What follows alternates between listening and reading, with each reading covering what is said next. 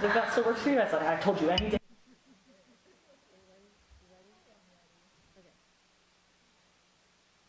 Okay, guys, we're starting right now. You ready? Good evening, and thank you for viewing the April 20th meeting of the Arcata City Council. The City Council meeting is being held as a hybrid meeting with both in-person attendance and teleconference access via Zoom. If you would like to, please join us for the flag salute.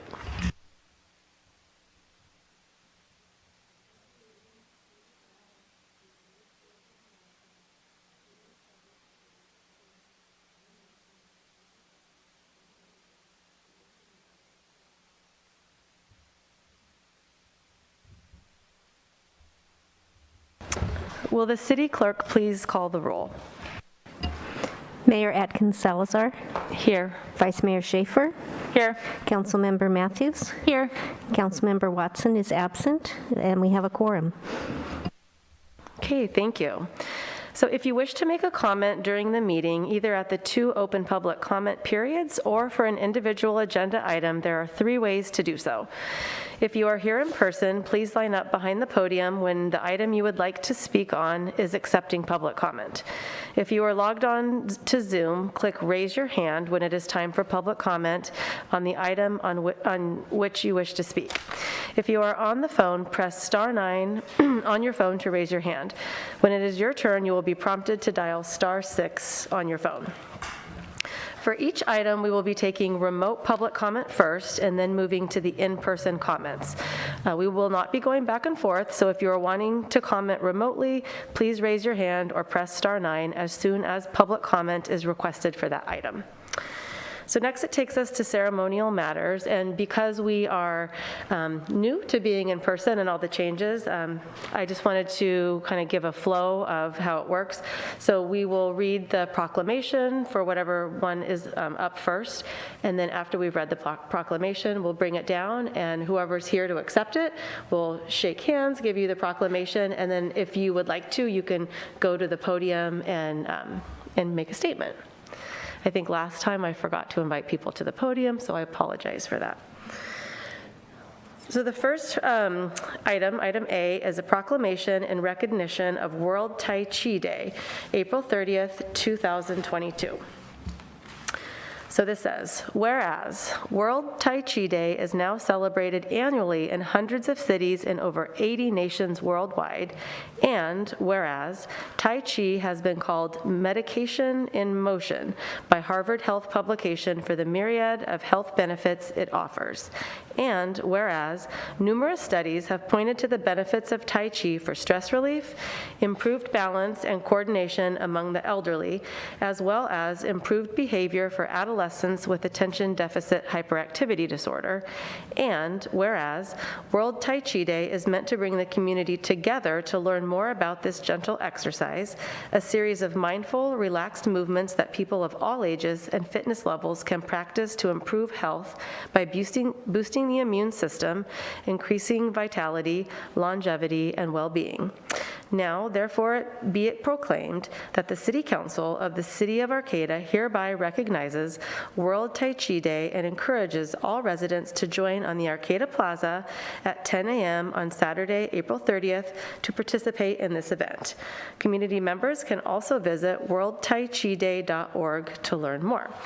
I believe we have Glenda Hesseltine and Candace Brulinger here to accept.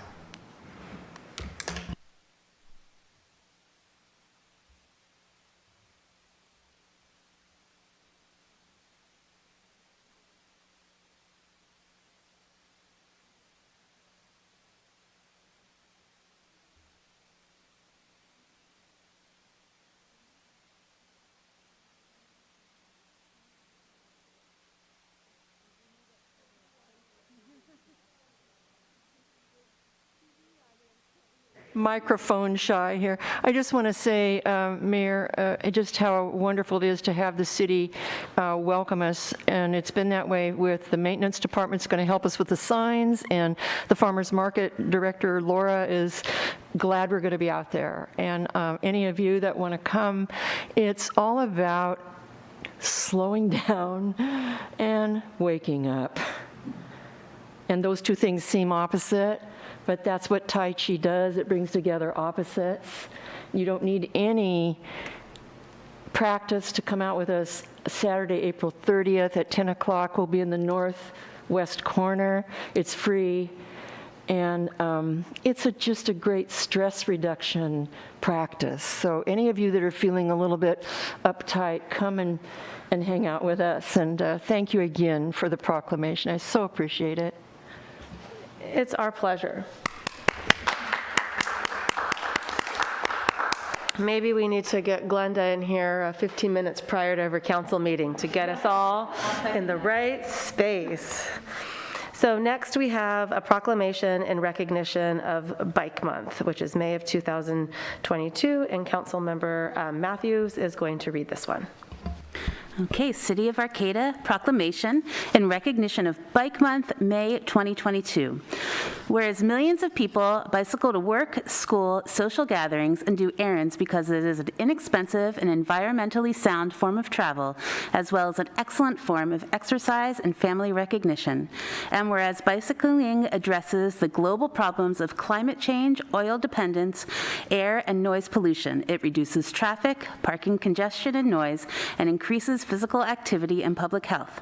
And whereas the City of Arcata promotes programs that encourage bicycling and educate cyclists and motorists on how to share the road so all users feel safe.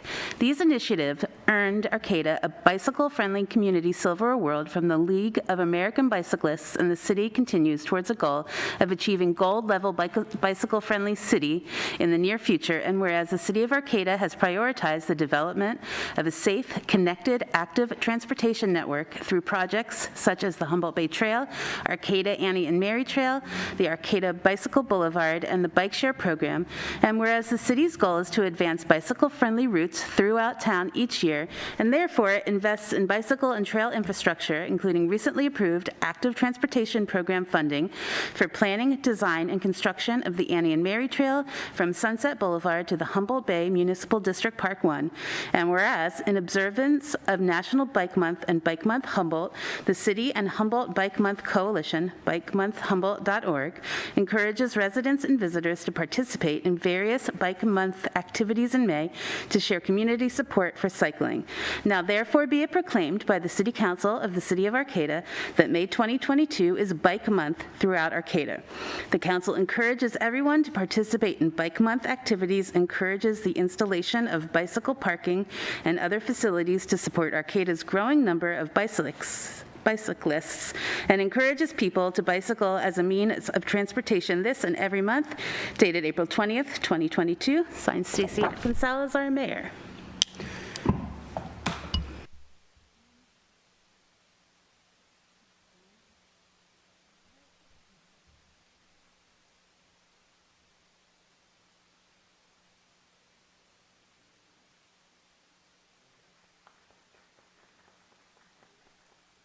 I'm very, very happy to accept this on behalf of all area cyclists. Let me adjust this a little bit. Arcata is very unique in being so incredibly cyclable. It's a small place, even though it's rural. It's very well developed. So I tend to see people driving around this town and they look like they're lost, like they don't really know what they're doing. It's much easier just to ride a bike around, and it's so well suited to that. And I'm really happy that the council and the city itself is recognizing this event and considering how well situated it already is for that, and that it's going to stay that course until the day when hopefully we will be able to bike all the way from here down to CR and really take advantage of the natural splendor of this place in a way that is also sustainable and ecologically friendly. Thank you.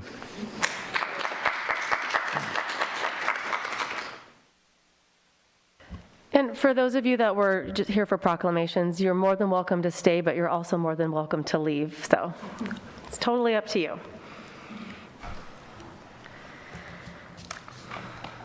So next, we have early oral communications, and this 15-minute time period is provided for people to address the council on matters that are not on the agenda. At the conclusion of all oral communications, the council may respond to statements Any that require council action will be set by the council for a future agenda or referred to staff. Speakers addressing the council at this time are limited to 2 minutes, and we can take up to 7 speakers. Please make your way to the podium or raise your hand if you are on Zoom, or press *9 if you are calling in by phone and wish to make a comment. So do we have anyone online? Checking online if there's anyone that wants to do public comment for an item not on the agenda. Seeing none. Okay, so no one online. Do we have anybody in person that would like to speak?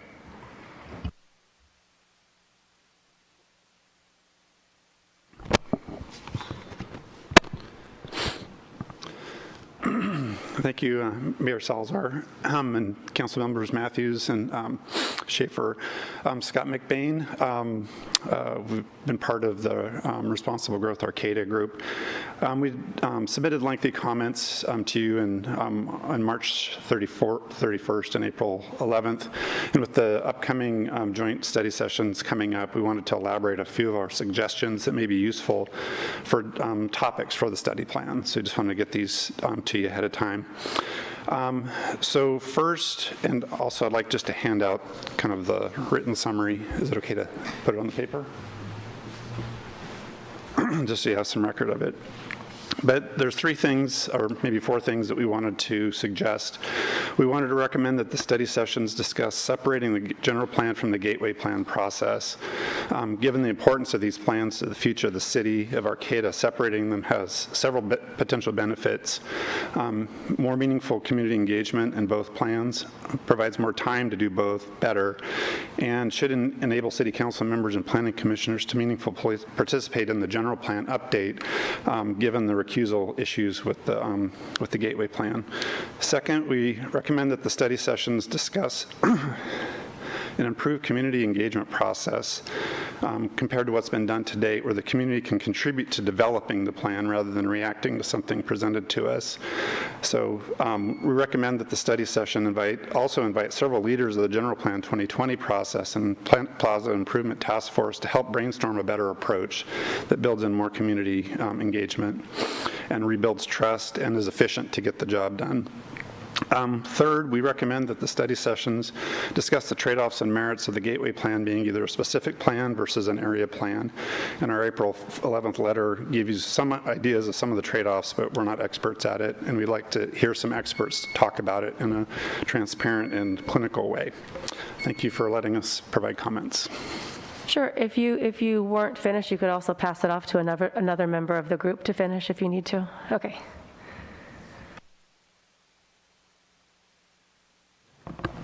Okay, I wrote down on this one. Okay. It's really nice to see you in person, and I said that with the Planning Commission meeting, but also with you guys. We've met in the past individually, so it's nice to see you instead of hiding behind our Zoom screens at home. So anyways, I want to, I have a prop with me. I have the City of Arcata's organizational chart. I brought extra copies for you guys, but I just kind of wanted to put out that the community sits very prominently on top of our organization chart, and that's something that we've all felt has been missing with this process. And there's been a lot of chatter that we're very critical of this plan and that we want to derail it, and that is not true. I think this plan has a lot of merit to it. I think the ambitions of it are just really heartfelt from everybody that put it together. I think the process of it is gone astray. I think we really have to get community back as a driving point on this. We've said there's been community involvement, but I don't think it has been strong enough to really support what we are planning to do with the City of Arcata. That comes from somebody that has been a big advocate for infill, and I really want to see infill done, but I want to see it done right, and that's been what I've been hearing for the rest of the community. I haven't heard any, I don't want Arcata to grow, I don't want to kill this project. I haven't heard any of that. I've heard we have to get this right, and it really has to be strong and to push forward. It really has to be coming from a community-driven effort. So I brought the organization chart for you, and I think if we get the community involved, just take a short breath, get the community involved, I think we can build the trust that I've been hearing that we've lost, and we can move forward. So I thank you all for what you've been doing. And anyways, thank you. And I'll put the...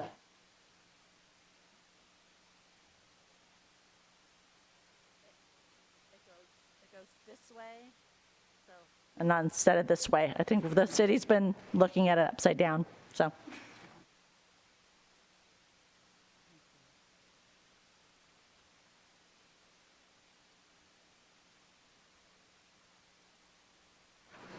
Hello. Chris Richards here, community member, worker.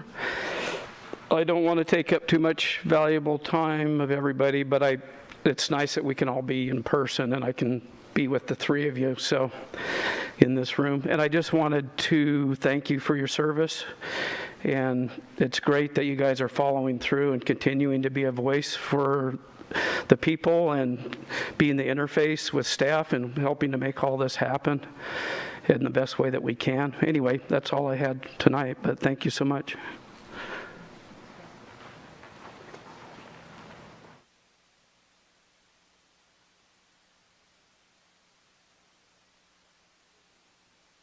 Council members and to staff. At this point, you're familiar with me. However, I just wanted to introduce myself. My name is James Becker. I moved to Humboldt County 38 years ago, attended HSU, competed collegiately in track and field and cross country. I graduated in 1987 with a BA in social science. I worked for 12 years in construction, and for the last 20 years have co-run La Trattoria with my wife, Patricia Combianica. Unfortunately, more recently, I've been identified as a NIMBY, uninformed, a plan killer, and recently as an old white property owner, and this divisive language has been used a number of times at a scoping meeting, at a stakeholders meeting, and more recently at the Planning Commission. The intent of RDA is to reboot a meaningful public engagement, so don't shoot the messenger.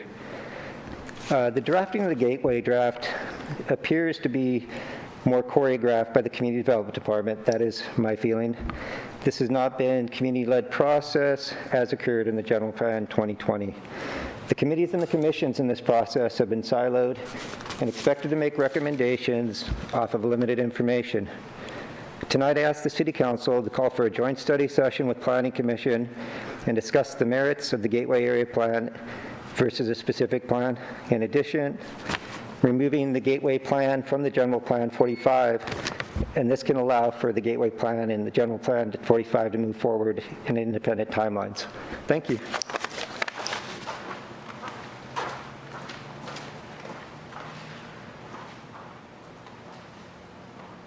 All right, is there anyone else in the room that would like to come up for public comment? Okay, so let's go ahead and move forward. So that brings us to the consent calendar. All matters on the consent calendar are considered to be routine by the City Council and are enacted in one motion. There is no separate discussion of any of these items. If discussion is required, that item is removed from the consent calendar and considered separately. At the end of the reading of the consent calendar, council members or members of the public can request that an item be removed for separate discussion. So we have A, approve the minutes of the City Council meeting of April 6th, 2022. B, biweekly report on general warrants. C, amend the contract in the amount of $397,773.62 to GHD Incorporated for professional services for the environmental documents, design, plans, specifications, and estimate for the Old Arcata Road Improvements Project, and authorize the city manager to execute all applicable documents.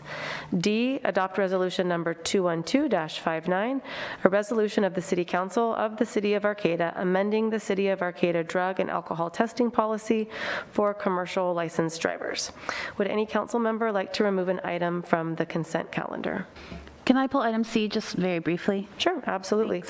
And is there any member of staff or public that would like to pull an additional item?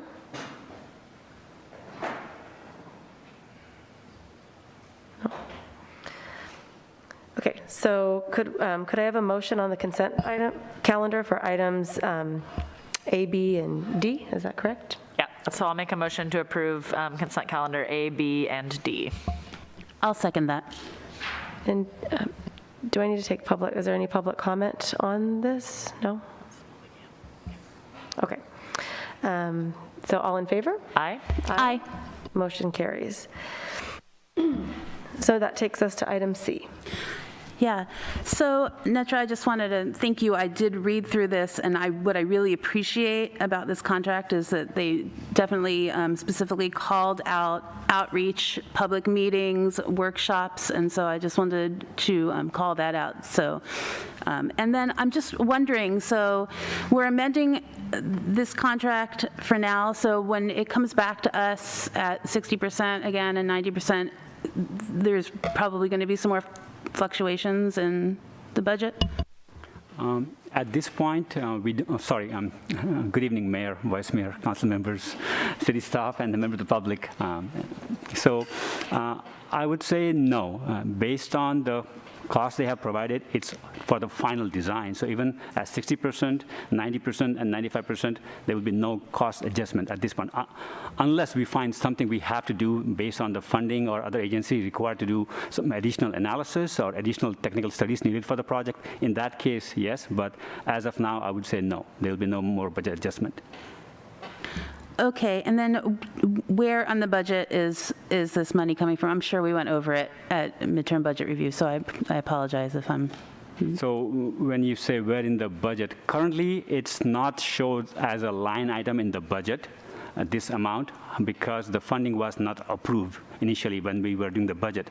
But early this month, we were informed by our funding agency that funding has been approved for the project. So we will be making a budget adjustment, making sure the money is there, and then we'll be using that for this contract. Excellent. Does anybody else have? All right, well then I would like a motion to amend the contract in the amount of $397,773.62 to GHD Inc. for professional services for the environmental documents, designs, plans, specifications, and estimates for the old Arcata Road Improvements Project, and authorize the city manager to execute all applicable documents. I'll second. Do we have any public comment on this item?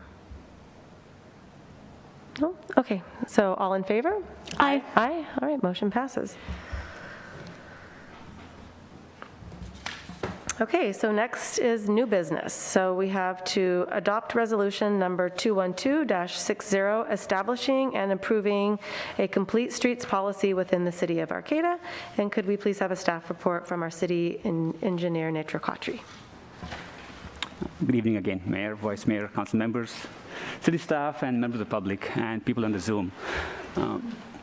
So this item in front of you today is to adopt a complete street policy. The goal of the policy is to develop a balanced and equitable transportation system in the city of Arcata. This was brought to our attention, I would say, late last year by CRTP, and they gave us a policy and a draft, which was based off City of Sacramento template. So we, as a staff, reviewed it and made sense that we need to have this policy in the city as well. So since then, we've been working on this with TSC. So this item was in the TSC late last year, and as of yesterday, it was in the TSC. We received multiple comments on the policy from the staff, from TSC, and from some member of the public. We have incorporated those comments in the policy as of now.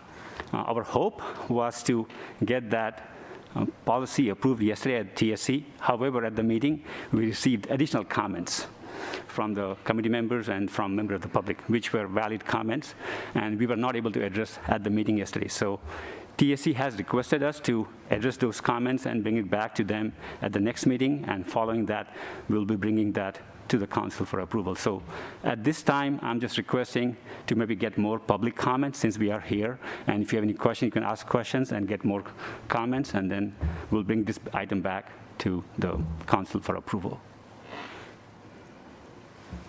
Okay, so maybe before we go to public comment, do we want to start with, do we have any council members with any questions? Sure. So I was really happy to bring this forward with Rocker. And so the one public comment that I've been getting, and something that was in the original ordinance that I would like to see a lot of the comments that we've been getting, is to take out that strive and just make it shall. I think that's an important language adjustment. Also, I was wondering what the reason was between for having it be reviewed every 3 years, and why can't we, is it too hard to review every year? What the... To respond to that, yes, we received that comment multiple times from some member of the public to review the project that we do in the city every year, to bring it back with what all projects we did which implemented street policy, which did not, and tracking that. And our initial assessment, based on talking to other public works directors in other cities who have the similar policies, that it's too much burden initially on the staff. So we just want to be mindful before the policy is fully implemented. Just maybe let's start with maybe 3 years, and then once if we decide there's not a lot of work, we can change that and we can bring back to every year if we can do it. But we just didn't want to add more work on the staff if we need to do more data information and recording. It seems. But after having conversation yesterday at TSC and with staff, we can maybe bring it back to, instead of 3, we can make it 2 years, just to start with. No, that sounds great, and I think that this is coming before us at a really valuable time. It's, Bike Month. I think it's also a good reminder that we haven't looked at the pedestrian and bicycle master plan since 2010, so I think this would be a great opportunity to revisit that as well. I know that something that the council felt really strongly about working towards this year was safety for pedestrians and bicyclists, so I'm really happy to see this come before us. Thank you. Yeah, the only comment that I had just to reiterate a lot of the public feedback we were getting was the same about that item C, just about that kind of flimsy language that, shall strive, and it makes sense because there are, the laid out what the exceptions are, pretty solidly in the plan. So, we will apply it, and we will apply it within this, framework that already exists in the plan. But just really thank you to the TSC for all the work that they've done on this, and to CRTP, and everybody who's brought this to us. It looks really comprehensive and great, and as Councilmember Matthews was saying, it's something that I think all of us are pretty passionate about, especially seeing recent incidents and accidents and losses in our community, about lack of pedestrian and bike safety. So this will be great, and I'm excited to see what comes back again before us. All right, that was very well said by both of you. So do we have any members of the public that would like to comment?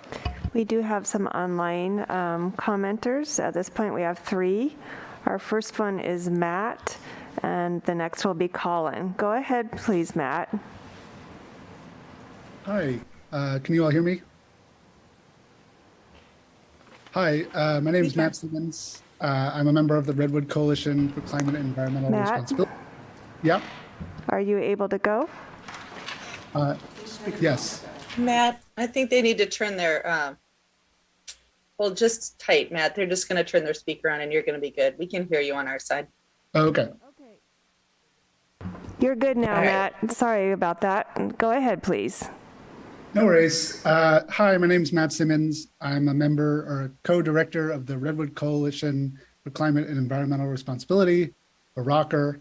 I want to state my strong support for this policy and thank the council for their comments, especially regarding the Strive 2 language and the reviewing it every 3 years. This is just such an important policy and sort of a common sense way to make Arcata more bike and pedestrian safe, just as we go about our normal business. It is about to be Bike Month, and I'm I'm glad that people like to bike here, but I can say that I've biked around Arcata and often felt unsafe, particularly on certain intersections and roads. And, you know, I think that adding this policy will do a lot to help make Arcata a better place for people who get around on, you know, alternative modes of transport besides the car. So thank you again. And I appreciate the council members' suggestions, and I second them, I guess. Thank you, Matt. Okay, next we have Colin, and after that will be Pat. Go ahead, please, Colin. Thank you. Good evening, council members. This is Colin Fisk with CRTP. As you know, we strongly support the proposed complete streets policy, and maybe it's not necessary, but I'll just go over a few of the reasons that we think you should adopt it. The first is that complete streets save lives, and they do this by providing safe ways for people to walk and bike, which prevent injuries and deaths of the kind that we've seen tragically recently, but also allowing access to the enormous public health benefits of active transportation, which also saves lives. Also, a radical transformation of our public streets to prioritize low carbon modes of transportation is desperately needed to avoid climate catastrophe.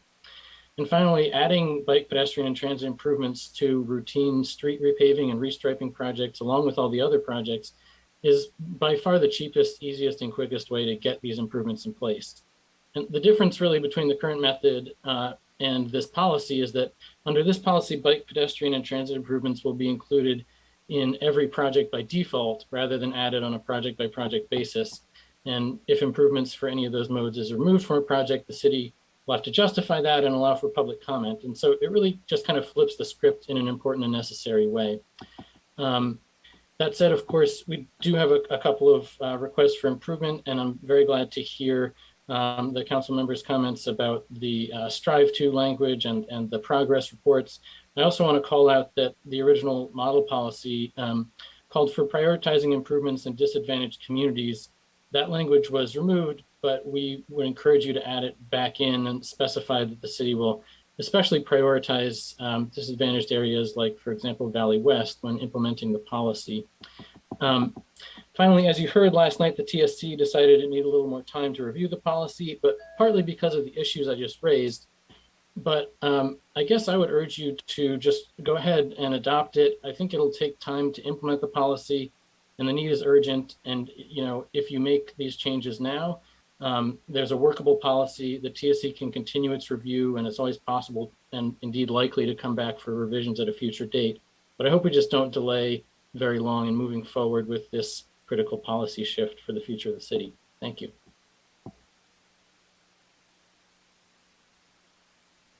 Thank you, Colin. Okay, our next speaker is Pat. Go ahead, please, Pat. Hi, Pat Carr, resident of Arcata, and I was really excited to read that this policy was on the agenda for tonight's City Council meeting. I think it's a really great thing for Arcata to be doing. I've been a bicycle commuter for a lot of years in Arcata, and now more of a walker. And I think that getting one of the major things that we can do to get people out of their cars and into those alternative means of transportation, particularly bicycling, but also walking, is for people to have the perception that it's equally safe compared to driving. I think that safety concerns really put the brakes on a lot of folks being willing to make those, comparatively short, under 5 mile commutes, simply because they're concerned about errant drivers at stop signs and intersections, problems with potholes. I think the kinds of things that, as I understand it, the Complete Streets policy would help us to address.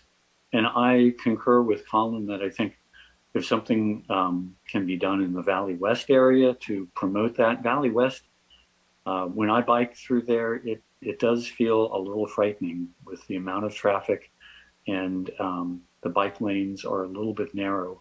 I don't know if they're narrower than other parts. Maybe it's just a perception that I have. but something that would enhance the bikeability of that area would be great. Thank you very much, and I hope that you're able to move on this ASAP. It's an important step for Arcata to take. Thank you, Pat. All right, for Zoom attendees, this will be the last opportunity if you would like to speak on the complete streets item. So just checking one last time. And seeing no other speakers for this item.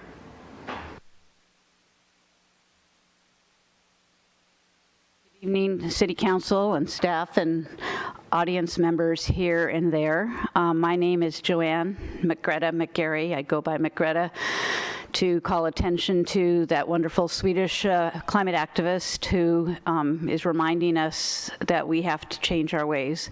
I appreciate this proposal. I just want to remind staff particularly that in addition to bicycles as a other alternative means of transportation to the car, some of us have a different type of cycling device, and or there are skateboards, there are scooters, there are those unicycle things that speed by me, and not all bike paths are accommodating to the various types of alternative transportation devices that, such as I use on a three-wheeled tricycle. The slant on the bike lanes sometimes is not sufficient. When we're also talking about people traveling to and from places on their alternative vehicles, parking is another consideration.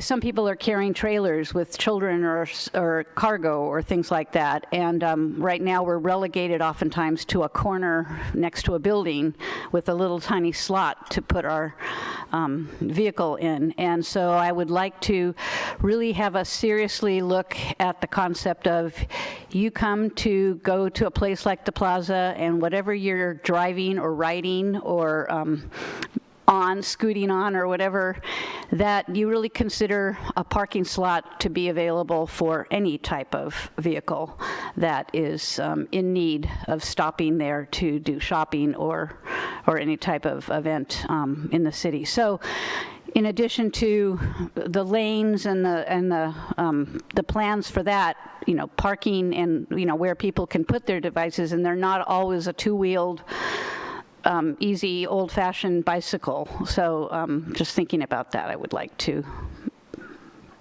you know, announce that into the official record. Thank you, Joanne. Anyone else? Okay, so earlier in nature, you indicated that you'd like to bring it back at our next meeting. If that's, you know, if you're comfortable moving forward with suggested revisions, we can discuss that. If you're more comfortable bringing it back at the next meeting, I don't think that we're all very much seem to be on the same page here, so I think that it could probably fly through at the next meeting if that's better for you. Thank you, and I appreciate the comments and everything, and you're willing to do it. Just out of the respect for TSC and the process, and since they have asked for it, I would like to maybe get their full approval before we bring it to the council. So just for it's not delaying, just a month. It will be within the bike month. So I believe the TSC is on May 17th, and the council meeting is on 18th. So we will be discussing this on 17th, and it will be scheduled for May 18th meeting. We'll bring it back with an approval from TSC, so that'll be good for everything. Okay, yeah, I mean, we want to get it right, so I don't think that that short delay should be an issue. Yeah, I would like to add back in, and I'm wondering why it was taken out about the underserved communities and having that be a priority. Is there any reason that it was taken out of the original language? Yeah, if I recall, the conversation was, you know, we have a plan and we plan the projects based on the needs. We didn't want to discriminate one region from the other region. I think that was the reason why not just prioritizing one area, you know, treat all equal, and then based on the road condition we can prioritize the project. But I can see either way, but you know, I think that was the reason that was removed. Yeah, I do like that little piece, and I would like to see that added back in. And I also want to thank the Transportation Safety Committee, because this has been a long process, and I really appreciate all of their work. So I'm happy to wait for them to get their final go at it and bring it back. I know something in my head is like telling me, I was like, no, I swear that was in here, but I think it was from a public email that I had received, and I said, yeah, that language sounds really good, and so I think that I might have either, something was in my brain, but I would like to see, something along that line added back in. I know there's a few different places where, it talks about equity, and I think just really recognizing how, transportation is really an intersectional issue, and, not all people have equal access to transportation. Walking, biking might be their only form, and if, they are made to feel unsafe to do that in their communities, then, we are preventing them from, living their fullest life. And so I think that, including something like that, and especially, with the comments that we've heard about bike safety, in Valley West, especially, yeah, like on the overpass over the 101 and like the roundabout area as well, there really could be some improvements to pedestrian and bike safety there as well. So, if TSC wants to add that language back in, I think there's pretty big public support for that, and I think myself, I support that as well, and sounds like Councilmember Matthews does too. So I would like to see that, yeah. And I just want to say that I do appreciate Joanne's point about places to park your bikes or trikes or unicycles or whatever. Perhaps this is not the ordinance that falls under, but that would be something that I would like the council to kind of, look at a later date, because that's really important. If we want people to ride their bikes, they've got to have a place to put them, so. Okay, so I think we can go ahead and move on from that item, and we'll see it back here after the next TSC meeting, so thank you. All right, that leads us to item B, to receive a presentation on the draft coastal land use element of the local coastal program. And we've got our Community Development Director, David Loya, here to present to us. Good evening, Mayor and council members. Can you give me just a moment? I'll pull up a presentation. I do have one. Okay.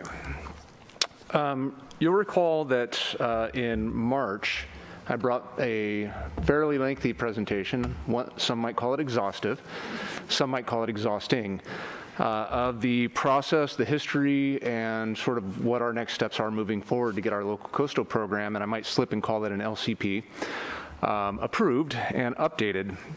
And just for those who didn't attend, I'll just let you know that our current LCP was adopted in 1989, and so it's time to do that update. The Planning Commission is currently reviewing. They've had several meetings where they've reviewed the coastal land use element, which I attached again to your packet tonight, just so you'd have it handy. And it was also included in the March meeting. And they're preparing to, pretty soon we're going to start looking at the zoning. And so we haven't really dug deep into the zoning piece of it yet. We're still at the policy level. This is probably going to sound familiar. It's a theme. We start at the high level, the broad, big picture, and then we narrow down. So that's what we're doing with the local coastal program as well. And so after the end of that meeting, I think one of the things that was really on everyone's mind was, well, what about sea level rise? We've gotten direction on sea level rise and the approach that the city should take from prior councils, and so we wanted to share that with our current council, which is composed of many new council members. And then at the end of this, I want to show how some of the policy work that we're doing, some of the ideas that we've had around, how we understand sea level rise in our community, and how we will be able to adapt to it, is translated into land use. And so I'll share with you a couple of the things that we're doing in the coastal zoning ordinance and in the land use element that really translate that policy into practice. Before I get started, I do want to recognize that the appropriate approach to sea level rise is very local, very localized. In fact, I was reading about Iceland earlier today. They're having the exact opposite problem. The sea levels are dropping in Iceland, and pretty soon fishing villages won't be able to pull their boats into port. And so and it's the exact same phenomenon, but there are other forces at work there, like the glaciers attract the water. The glaciers are pushing the landmass down, so they're actually springing up as the glaciers are melting. That's an extreme example of how, Iceland's approach to sea level rise is going to be very, very different from Arcata's approach to sea level rise. Arcata's approach to sea level rise is going to be very, very different from Venice Beach's approach to sea level rise. We just have localized conditions that are really different. There's some overlap in what I'll tell you here tonight, but the approach to how you manage and handle that policy work is different in each community. Okay. So to the presentation, sea level rise projections, started this, I didn't get a new title for it. What do they mean and how do we plan was kind of the one that I pulled off the shelf. I've given this a couple times. So I'll start out by kind of identifying, future conditions. This is a map of Arcata. It's grayed out because it's LiDAR imagery, and so it's really just reflecting the ground elevation. And then the colored patch that you see there is the colored patch is basically projections for certain elevations of sea level rise. I've got a couple of notable areas identified here that you'll see recurring throughout. There's the cloverleaf here. There's the Three Corners, and this is the wastewater treatment plant. So just real quick, super high level background, different approaches to estimating sea level rise have been done over time, dating back. This is showing you, just a range of different approaches that have been used. And typically what it is that they feed certain data into a model. The model runs, millions of times, and then it puts out an output of what a projected sea level rise is, and then a bandwidth around that of other projections. So it gives you sort of a confidence interval approach. Most agencies have kind of settled on a model that was adopted or developed by NOP and others. And so that's what you'll see in ours. But I just wanted to give you a sense for the range of different ideas about what sea level rise has been over time. And you can see these, are from 2007 to 2013. And there's just a range of different varieties around, what people have projected sea level rise will be. The reason why I point this out is because I think a lot of the times we'll look at a map like the one that I just showed you, and we see an elevation, and we think of that as certainty. It's going to be at that elevation. There's actually a lot of different opinions around what sea level rise will be, and we're always constantly updating that information based on information that we're seeing in nature and then feeding back into those models. And so it's a little bit of a fluid thing. It's not a hard, it's not like addition. It's a little bit more fluid than that. It's more complex. So when is it going to happen? That's one of the big things on everyone's mind, and I'll explain to you why we've kind of moved away from the concept of when and more towards the concept of how do we deal with it, how do we prepare for it. We know that it's coming, and the when isn't as important as the how. But I do want to dig into this in just a little bit. So I'm going to skip over some of this. This is background data that shows the different projection levels.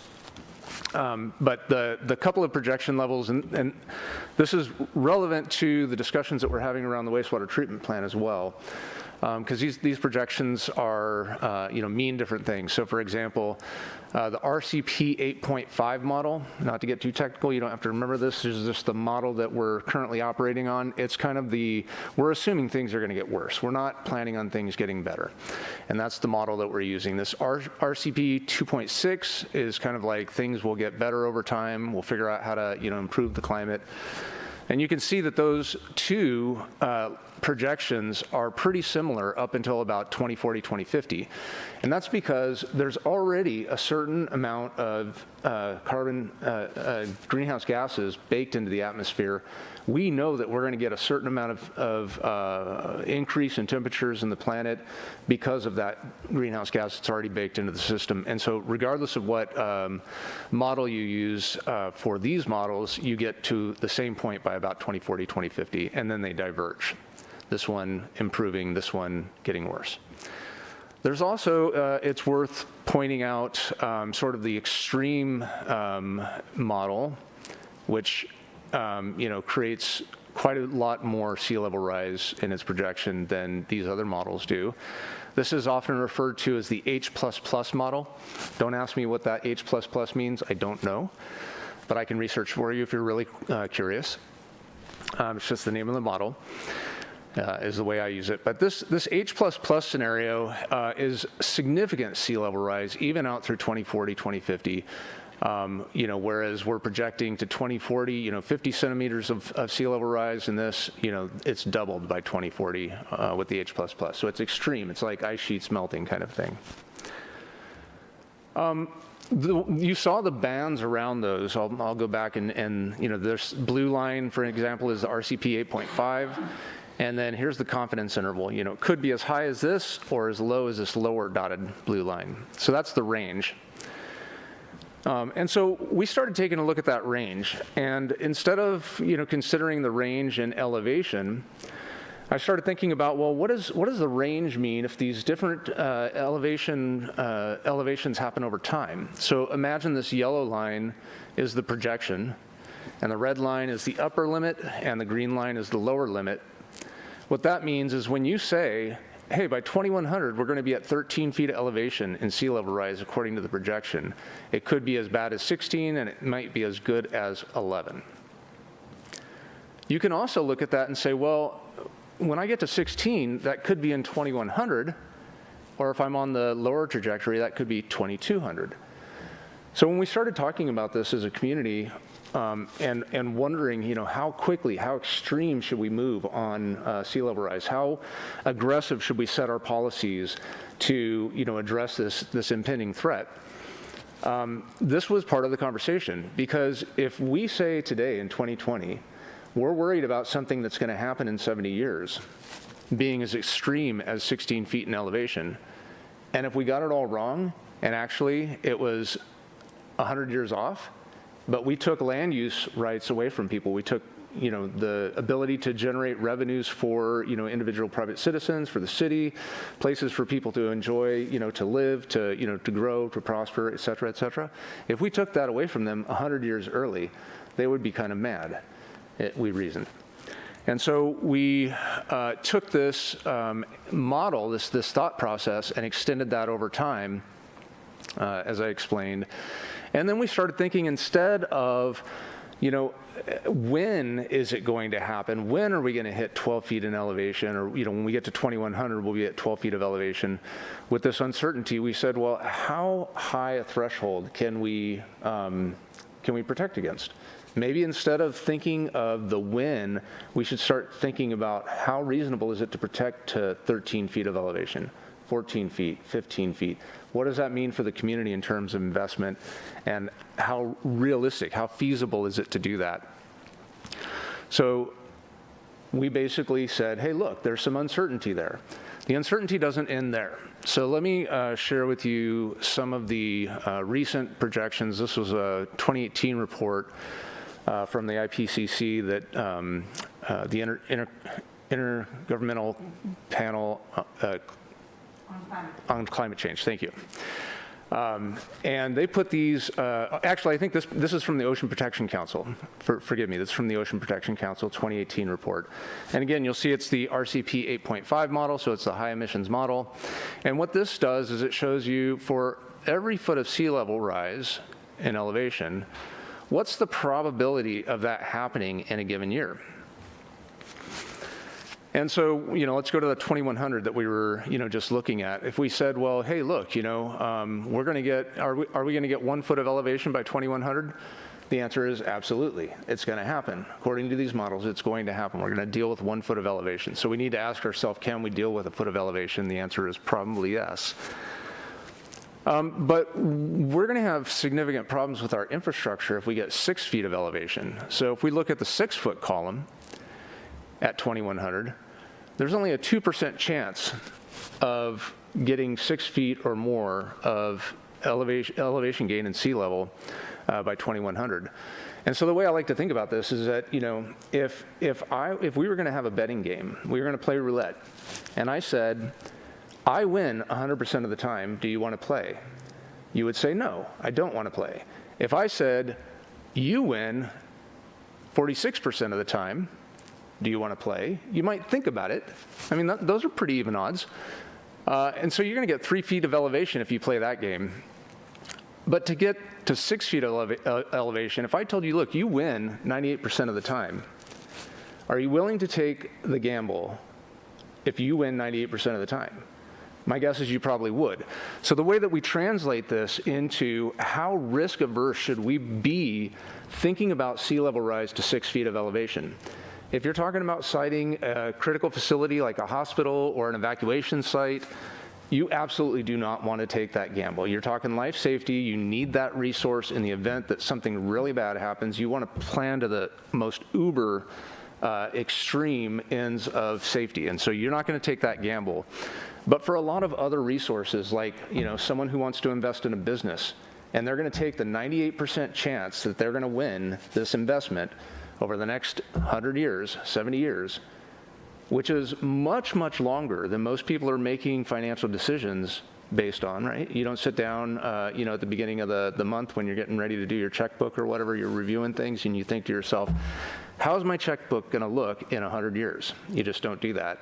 When you go to make a significant investment like purchasing a house or investing in your business, you're not thinking about what's going to happen in 100 years on that. You're wondering what your return on your investment is going to be, maybe 5 or 10 years. And so that's sort of the scale, the difference in the scale and scope of the types of decisions that are being made that we were talking about when we settled on the policy that we have currently that the coastal land use element that's in your packet is based on. So this is another element of it. So it could happen, far out into the future, even though we're planning for it to happen sooner. And then the probability of hitting those elevations has to play into our thinking as well. So 2 key pieces. So there's that 2%, the 90%. Where is it going to happen? This is also a very critical question we need to answer. What's going to be impacted by sea level rise?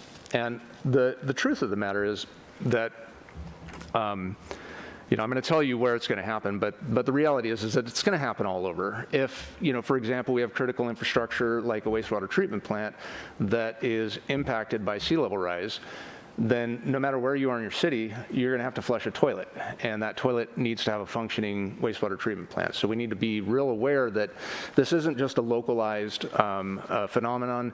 This isn't something that we can just say, hey, the people that are in this zone should deal with it, and it's their problem. This is, our entire community's problem, so we need to think about it in that way. But the where is it going to happen? I'm, reflecting back on those 3 points: the wastewater treatment plant, the cloverleaf on 101, and the bend in Old Arcata Road out here.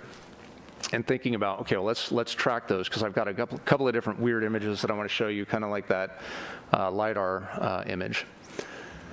So this is another way of looking at our LiDAR images. It just gives a heat map from low blue to medium up to that yellow color, and then the high elevations are the red. So you can see that the low-lying lands, kind of track along Samoa Boulevard. They kind of waver in and out a little bit, come along Old Arcata Road. There's this weird little dip with a high spot right in here. So that's elevation. As you all know, this is where the bay ends, right here, currently. Bay's over here, and this is all land. But in 1870, the shoreline was mapped, and in 1870, the tidal prism, so this was all bay in 1870, the tidal prism went all the way up to these areas you see as low-lying lands, cutting off at about yellow here. So that's where the bay used to be. And again, those 3 points, cloverleaf, the 3 corners, and here. So what are the future conditions going to look like? We talked a little bit about this image to start. This shows sea level rise based on a bathtub model. This doesn't take into consideration any barriers that might be in the way of the landward progression of sea level rise. This just says it picks an elevation on the landscape, goes to that inland extent of the landscape. And so there are ways in which this map is a little bit deceptive, in that there are lower levels of sea level rise that would not overtop the existing barriers. Or if sea level is rising and we choose to improve those existing barriers, then you wouldn't have the inland extent come this far inland, even if you got, say, 3 feet of sea level rise, which would top, some things currently. So we were using this early on 2015, 2016, to visualize the impacts of sea level rise. And you can see that this follows that same pattern, even this little jog here. So this is the low-lying lands that basically come up to about where the historic tidal prism was. So this was always a head scratcher for me. 1870, the tidal prism looked like this. We diked it about 100 years ago. We put up a bunch of dikes, and now we have former tidelands that are diked. And it's high and dry behind those dikes. And if you breach the dikes today, the tidal prism would go back to the original 1870 historic tidal prism. It would come up to about where it's shown here for 6 feet of sea level rise in the pink there. So it was always a little bit of a head scratcher for me, and Alderon explained it to me once that, well, it's because it's relatively flat up until that point, and then there's a pretty dramatic increase in elevation at around that contour. And so even with 6 feet of sea level rise, we don't go much further inland than the 1870 historic tidal prism went before climate change started impacting the level of sea level to begin with. So that kind of tells you where the footprint of the bay would be. Please jump in. So just to clarify what it's showing, so the pink is showing what it could be, that 6 feet.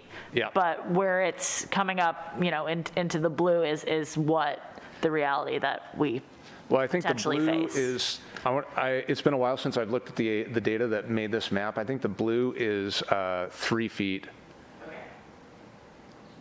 And then I think this is 6 feet, because I think this was 1 meter and 2 meters, basically. Right. So is that pink area? Because I remember, because the plan talks about that area that's like the built-up little weird industrial zone.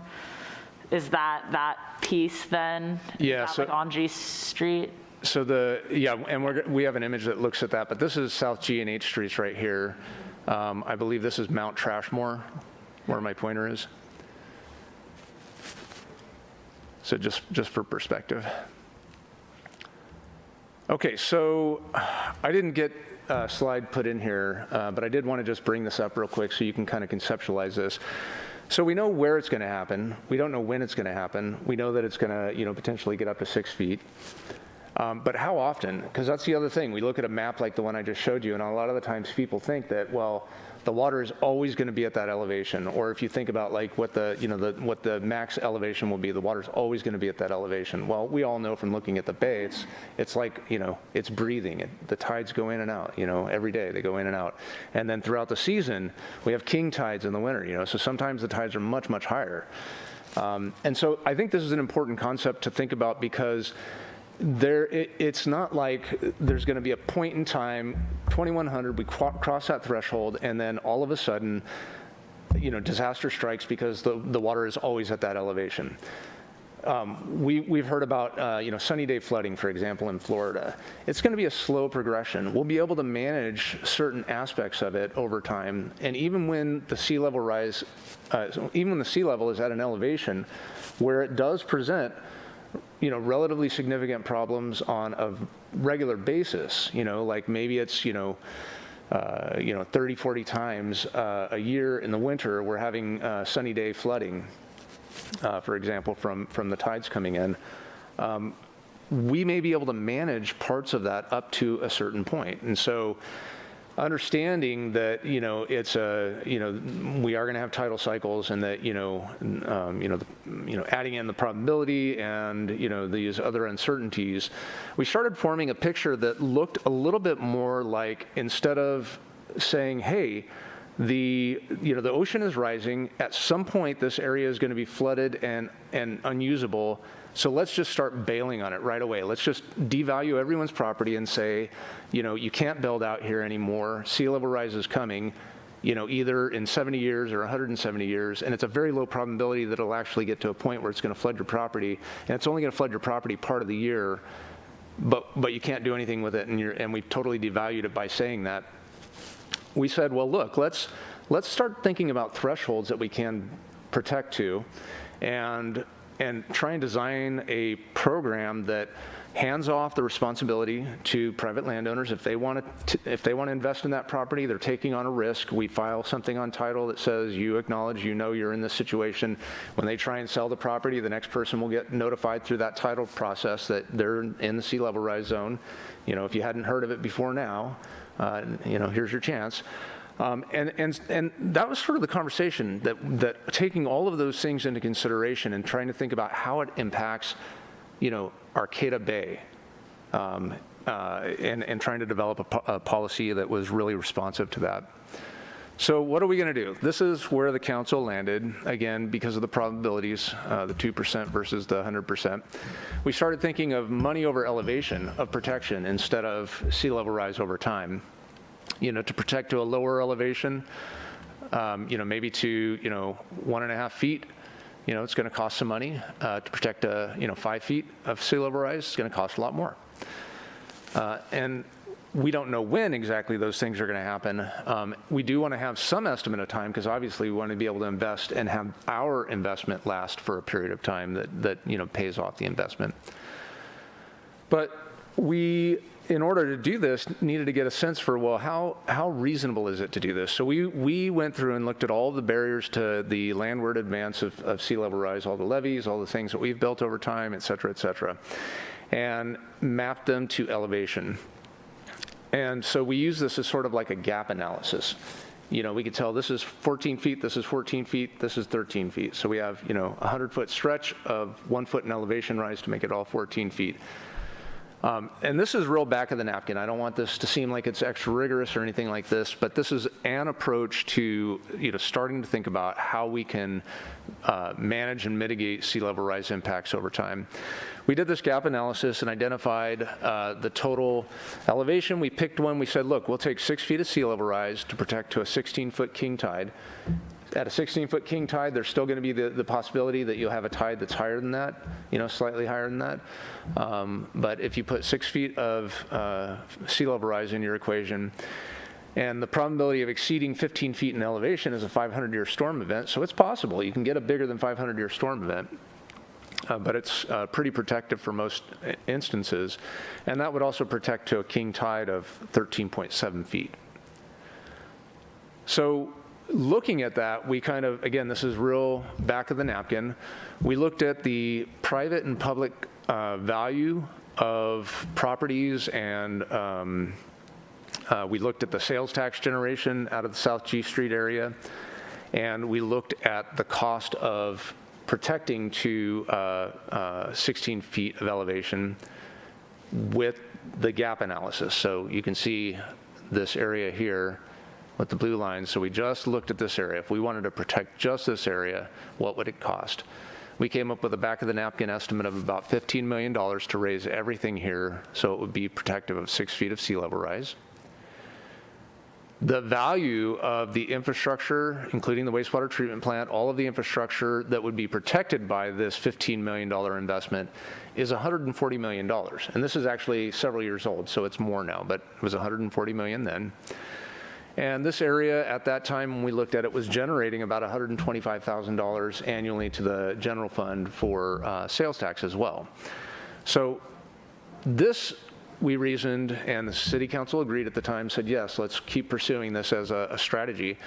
This seems like a fair deal for us. This seems like a good investment. And if we could make, you know, anywhere between, you know, 70 to 170 years worth of, you know, buy 170 years worth of protection for this area by doing this $15 million investment, that's an even better one. We don't know it's going to last that long, obviously. It's somewhere somewhere in the tea leaves, but this is sort of the background that we use to think about it. So as a result of that, we came up with this area. It's no longer called a protection zone. We worked on the language a little bit with our Coastal Commission colleagues. But it's basically the same footprint, and it encompasses the industrial properties just south of Samoa, South G and H Streets, and the wastewater treatment plant. Now this was an early iteration of this concept.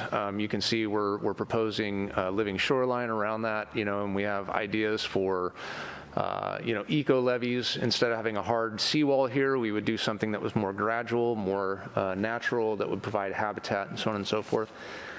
So these are the ideas that we've come up with. There's still going to be some impacts, though. You have a creek, you have Butcher Slough running through here. In order to protect inland for Butcher Slough, you're going to have to install a tide gate.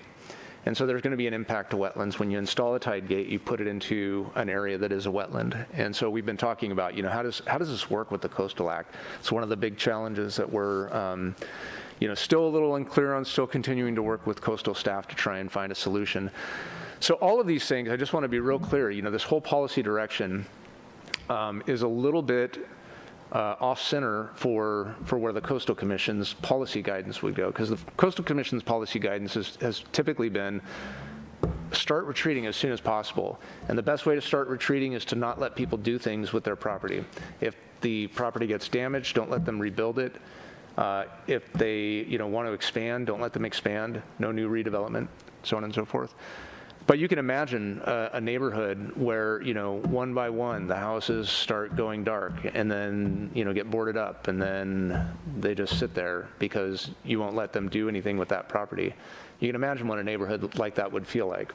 So we reasoned it would be better to say, we're going to let you invest in certain ways. We don't want to see a huge population increase in areas that are potentially threatened by sea level rise, because, that's people's, primary asset a lot of the times, or, it's putting people in a vulnerable situation with, their place of, where they live. But, there may be other uses that, that are less critical to protect. And so if someone wants to set up a business down there, sure, they may lose the building eventually, but they will have had, 20, 30, 40, 100 years of business activity on the site. The other thing that we did, which was a little unique here, and I'll share this with you in a little bit. This is, I'll share the map with you, but we try to look at creating new land uses down there. So right now, just, mentally walk down, South G Street. The predominant land use is industrial, and of those industrial sites, many of them are really kind of on, either the scrap end of the spectrum, or, kind of just the boneyard end of the spectrum. And so there's a lot of industrial things, old, rusty trucks with crankcase fluids and et cetera, that are sitting in an area that's going to be subject to sea level rise. And you can imagine someone's motivation to go and move all that crap off their property. Did I say that out loud? I'm sorry, I didn't mean to. When there's no financial benefit to do so. And so we have some land use solutions that that we've come up with to try and push people in the direction of investing in those properties in ways that don't increase the risk to people and property and life. Okay, so let me show you that map, and I'll show you one other map, or sea level rise inundation map. So this is the coastal land use map that is in the in draft form right now, and some of these land use designations I'm noting are not updated. I'll just walk you from the north side of town to the south. So here's Spear and Alliance. The blue dotted line is the coastal zone boundary. You'll see that throughout the map. And the red line is our City of Arcata boundary. Around this area here, the the Planning Commission said, hey, look, these are residential very low and residential low density right now. We want to see these upzoned to allow for at least residential medium density zoning here. So this is one of the areas through the update to the local coastal plan where we'll see upzone potentially if the council decides to to adopt that. Where you could have densification that's outside the gateway area. I know we've been focusing a lot on what's happening with the gateway area, so I'm doing a little bit of overlap and mash up here to share with you some of the areas that are proposed for rezone elsewhere in the city. So residential medium there. Moving down here, these properties are in the coastal zone. We're not proposing to change the zoning at all, just public facilities, agricultural. The proposal is to zone the area that's in the gateway area mixed use. This will make a simpler transition for the Coastal Commission if they've approved this as mixed use already, because the gateway area plan is basically mixed use. some densification, raising densities in this area, and then crossing over Samoa Boulevard here.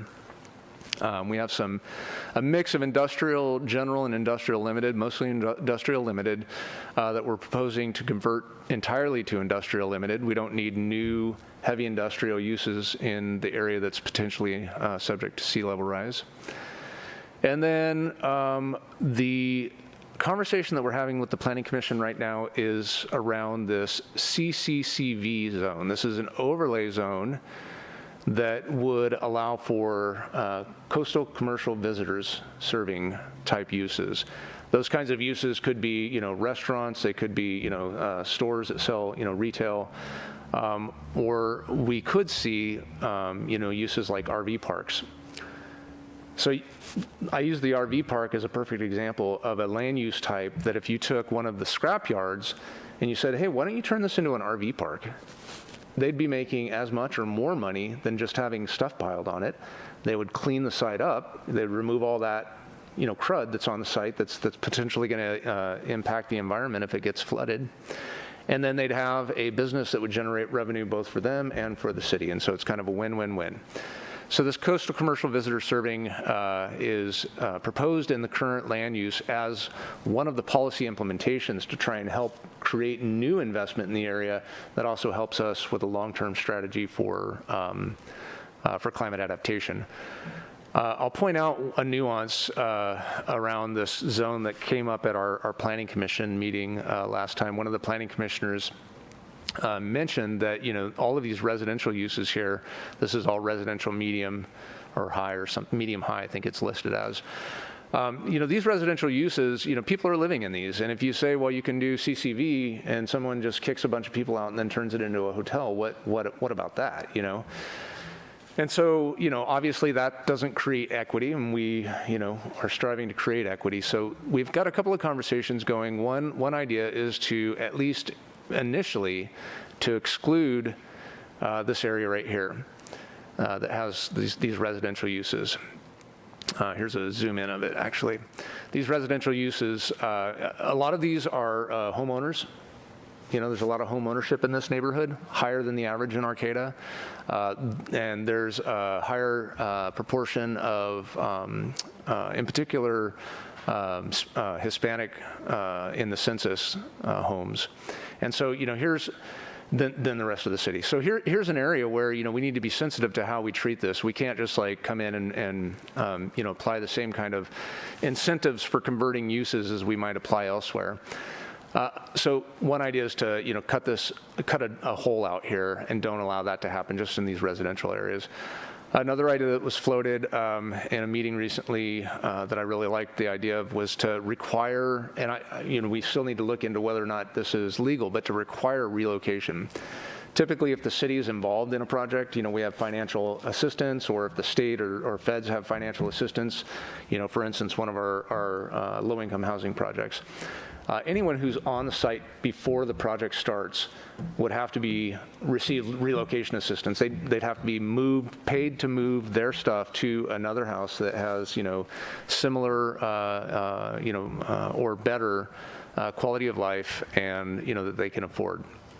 And so one thing we're looking at is if we leave the CCV overlay on this, can we also require if someone converts, require them to relocate? I also wanted to make the connection, I've said this before, but I just want to bring it home again because it is an important piece of our adaptation strategy. A lot of the times we think about these things, in very compartmentalized ways that, sea level rise is going to happen here, therefore, we're focusing on solutions here for these properties. We need somewhere for these uses, all of these uses, and this area right here is the, most densely populated of all the areas that are subject to sea level rise. But all of these uses need to move to somewhere else in the city eventually. We don't want to necessarily just lose these uses. These are, our community members, these are our businesses. We want to see them move elsewhere in the city. And so right now we're working on the Gateway Area Plan and trying to allow for, really it's a mixed use high-density environment that, could start to translocate some of these uses. There is a concept called transfer of development rights that's used in many different contexts. I'm not exactly sure it applies in this particular setting. And I can get into that in more detail, more of the technical detail if you want me to, but I think that, we can continue to look at that as an alternative, and if something, makes sense, we can adopt something similar to transfer of development rights. But I certainly think that, there's going to be a natural progression as things densify over here, and we have opportunities for moving folks from, this area. We can work to, make those connections. The city can control of land uses over time. And so the Gateway Area Plan, even though it's not in the sea level rise inundation zone, is really a critical part of our adaptation strategy, densification elsewhere. I'm going to say the same thing about the downtown area when we get to, planning for that opportunity zone. I think you'll probably see fewer, industrial uses in the downtown area, so we need to have a place to move these industrial uses. But you'll see a lot of commercial uses in the downtown probably, and there are many down here. So we could see, real nearby opportunities for adaptation planning that doesn't, on the face of it, look like adaptation planning. Okay, and then the last thing I wanted to show you was the sea level rise map that's in the document now. I'm going to zoom way out to start so you can see that we're following that same contour. These are the low-lying areas. And within those low-lying areas, the color is shown here. We're basically showing the base year, 2012 base year. So again, I'm going to zoom back out just to make the point. In 2012, if the dikes were breached, the inland extent of the water would be here. Okay? So it doesn't go there because we've historically done something to stop sea level rise, or to stop the sea from intruding on that space. And then the yellow, the upper end, is basically 4.3 feet of sea level rise. The reason why it's an odd number is because we translated the metric, we used the metric and translated that into imperial. So the last thing I wanted to show you here, because the Coastal Commission is going to be very interested in, when is this going to happen? We've kind of made a little cheat sheet here. So instead of saying, hey, sea level rise is going to be at the yellow elevation by 2100, what we've done is we've taken the report that we got from Jeff Anderson, and he projected out, the elevations for different event types. So mean monthly maximum water, this is the average high tide, average high tide. The mean annual maximum water, this is the average king tide. In 2012, the base year the report was done in, those were 8.4 and 9.4 feet, and a 100-year event was 10.7 feet. So with a 100-year event, you're going to see a little bit of flooding around the edges of the bay. If you had meters of sea level rise, then the mean monthly maximum water would be 11.7 feet, a little bit higher than our current 100-year. And the 100-year would be 14 feet. So even with a full meter of sea level rise, going back to the slides I showed you earlier, for $15 million, we could protect that. And then to get at the time issue, we put in the 2100 probability, trying to really emphasize the, this idea, the concept that, the probability is low. So we get to this in 2100, but it's only 2% chance that we get to that in 2100. By 2100, the chance of getting 1.5 meters is 0.2%. And to get to 2 meters, it's less than 0.1%. So we kind of threw that in there for a talking point with the community and the Coastal Commission when they review this overall strategy that we have that is a little bit, like I mentioned earlier, off-center to what they're used to seeing or what they're recommending jurisdictions do. That's my presentation. So before we jump into questions, I have a question just on procedure. So, earlier you mentioned that this is all by the direction of the previous council, and the three of us are all new and not on that council. So I guess that's one of my questions. Are you looking for direction from us? Like, yes, we're on board with this, or no, we think we should go a different direction? Is that part of this discussion today? Certainly, if you want to start having, conversation about, shifting gears, it'd be good to know now, because we are basically near the end of drafting these documents based on the prior direction that we've received, and for all intents and purposes, we'll at that point be ready to submit them through the approval process. I think the primary goal here, obviously, council is the decision maker. If you want to shift gears, we absolutely should do that. But I think the primary thing was just start getting you familiar with some, in particular with sea level rise, which is the biggest issue that we have going on in our local coastal planning, to get you familiar with the concepts and make sure that you're still comfortable moving forward that way. So for me, I'm in agreement with what's going on here, and the others can weigh in. But I do, even though it's a different approach than the Coastal Commission would like or recommend, I think it is a good approach for our area, and I like the practicality of what you've all come up with to this point. Going to that CCV overlay zone, I am inclined to kind of be on that page with the commissioners who have brought up that maybe we should treat that separately. I think that as long as we're in the housing crisis that we are in, I think that we should possibly consider that area to be different. And then as things change and there is more housing available, perhaps we revisit it at that point. But considering the crisis that we're in with housing, I think it wouldn't be prudent to expect to move all those people anytime in the near future, and the future comes upon us quite quickly, as we all know, and the older we get. So those are my comments. So yeah, thank you, Mr. Loya, that was a lot. My question is, so those numbers were based on 2012 numbers, which was 10 years ago, and we're in, I think, much more of a climate crisis now than we were 10 years ago. So, how does that track with what we just heard? Yeah, that's a great question.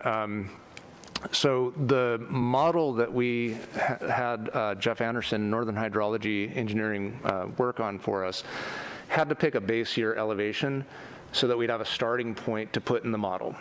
Once you put that starting point in the model, and then you bake into it the the other variables that you need to determine future sea level rise elevations, then it spits out the other data. And so again, we did have him run the typical model that shows you elevation by 2100 and et cetera, time series model.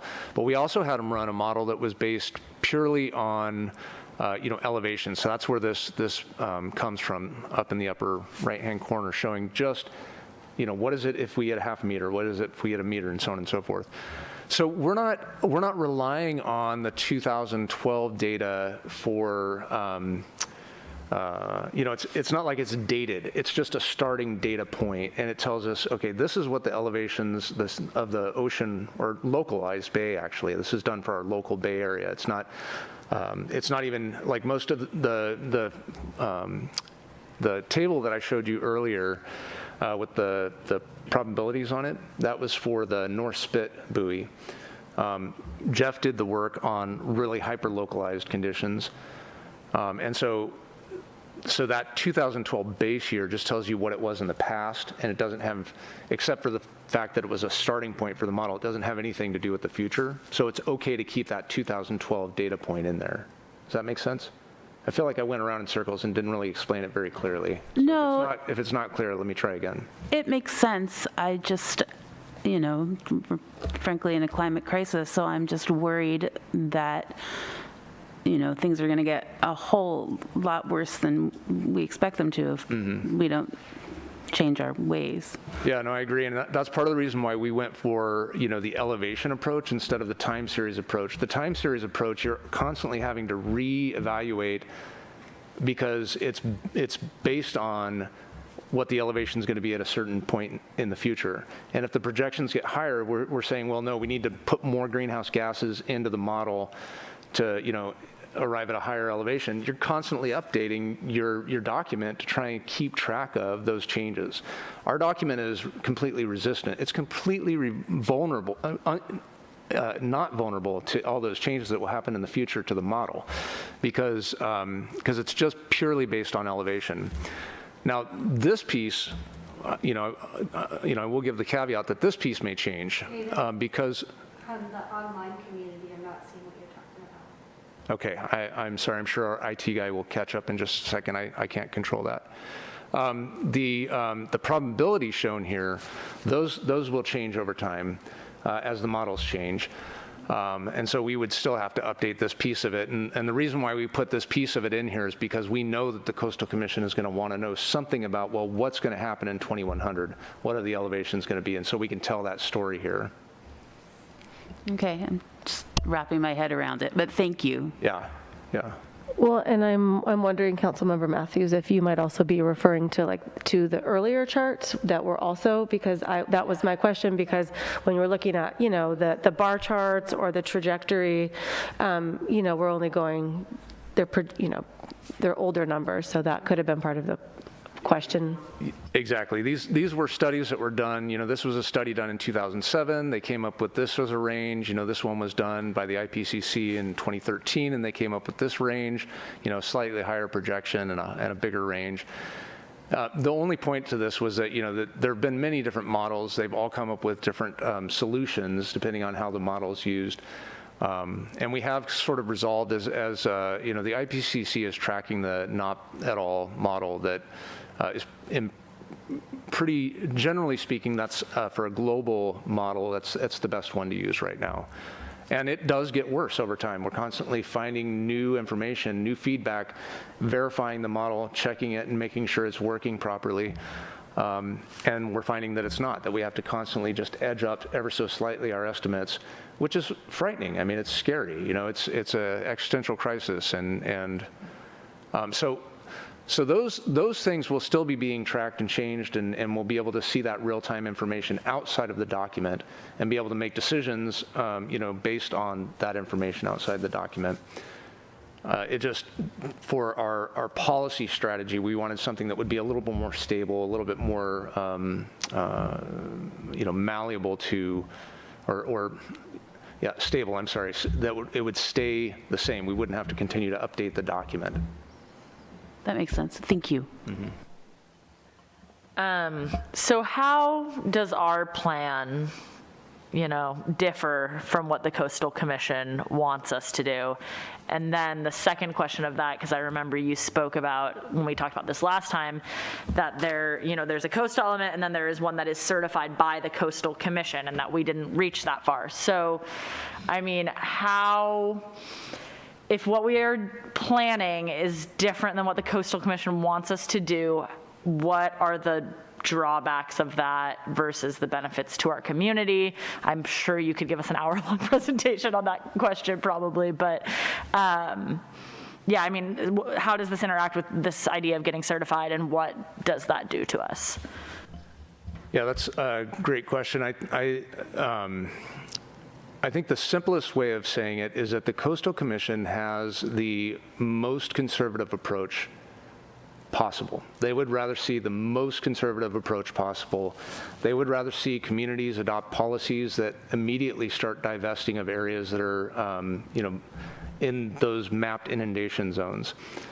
And so, so they would want to see policies, for instance, that would say if your house, or your structure is demolished by a natural event, that you can't rebuild it, that you can't expand your property, that if you have a vacant property, you can't build something new on it. Because they don't want people investing in an area that has, potential vulnerability in the future. The reality is that if we zoom out a little bit, if we stop thinking of this, I mean it's an existential crisis. It's big. It's happening now. We're trying to figure it out. And so we're all very focused on it. But earthquakes are also a big concern in our area. I mean, we live at the Trimble Junction, and when that thing goes, it's probably going to demolish everything on the North Coast. That's a huge, big, scary thing. When I think about that, I get, I lose sleep. But we don't say to people that you can't build in Humboldt County because at some point the Trimble Junction is going to go. We say to people, you need to build according to appropriate building code standards to make sure that, we, to the best we can, don't lose life in a big earthquake. And we have building standards, seismic codes that are dependent on your area, and we apply those. So using the same, same logic, the Coastal Commission actually qualifies sea level rise as a hazard. Here's another area, and maybe it's just, me being picky with the language, because I try and distinguish between a hazard and an environmental condition when I think about sea level rise. Sea level rise is something that's happening in the environment. The level that the ocean is at has a relationship to certain hazards like tsunami, coastal flooding, but the sea level itself is not a coastal hazard. And so we've kind of, disambiguated those two concepts and really think of sea level rise as separate from hazards. The reason why the Coastal Commission calls sea level rise a hazard, and so we used slightly different terms to describe the same thing. Sea level rise is an event that is happening in the environment that is changing the way that coastal hazards interact with, our community. And so if you look at sea level rise itself as a hazard, you adopt a hazard mentality to responding to it. And hazard mentality is typically very conservatively oriented. When there's an event, a house fire, for example, when there's a house fire, hazard, people who specialize in hazards, the fire department, they come and deal with it, and it's a big deal. It's a really big deal for that particular structure at that particular time. And so we pull out all the stops and we respond in that way. We can't operate our, a planning time frame. We can't operate a planning horizon based on, hazard mentality. When you look at the projections, for example, the Coastal Commission would like us to evaluate this H++ scenario in all projects.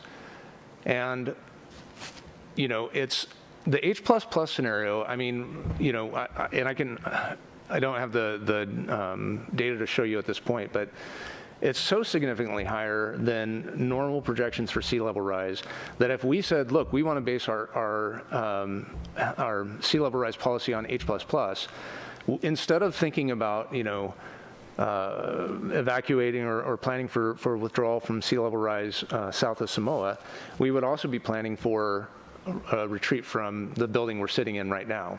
And we'd be thinking about moving up to the hill slopes behind us here and annexing east. Because if we got 30 feet of sea level rise, we're underwater right now. So this is a planning document, and we're trying to focus on planning scenarios. There are lots of what-ifs that this planning document doesn't deal with. It's not intended to. It certainly makes a nod and recognizes that H++ is out there, but we can't plan a 20-year plan or a 50-year plan even using the H++ scenario. I sincerely hope, I know we're on course to, try and make some change. There's lots of, globally, there's lots of commitment to, to the climate crisis. There's not enough at this point, but, my hope is that we can do a planning scenario that takes into consideration realistic, responses to planning horizon type changes to our environment.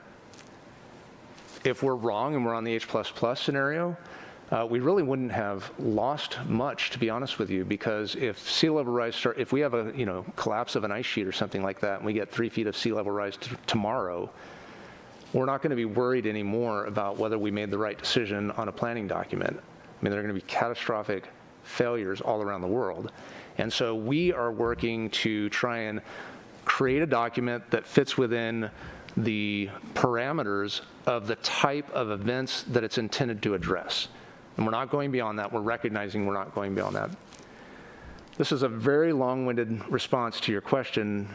What's the difference between the, what the Coastal Commission will want to see and what we're proposing? But it gives a little bit of the background for why it's slightly different. They would rather see us immediately withdraw. We've said, hey, there are other things that you need to take into consideration. And I would encourage you to read the sea level rise chapter. There's about 2 or 3 pages that really outlines the rationale for taking a more global approach to our policy than just focusing narrowly on the one element, the sea level is rising. We need to consider, how's it going to impact the people who own property in that area? If you come out as if the government comes out and says those properties can no longer be developed, the value of those properties drops to near zero tomorrow. And so do we want to have that kind of economic impact? Do we want to have that kind of impact on people's lives? If you own an apartment building down there, how inclined are you going to be to invest, improve, complete repairs on that apartment building if the government just came out and said it's valueless?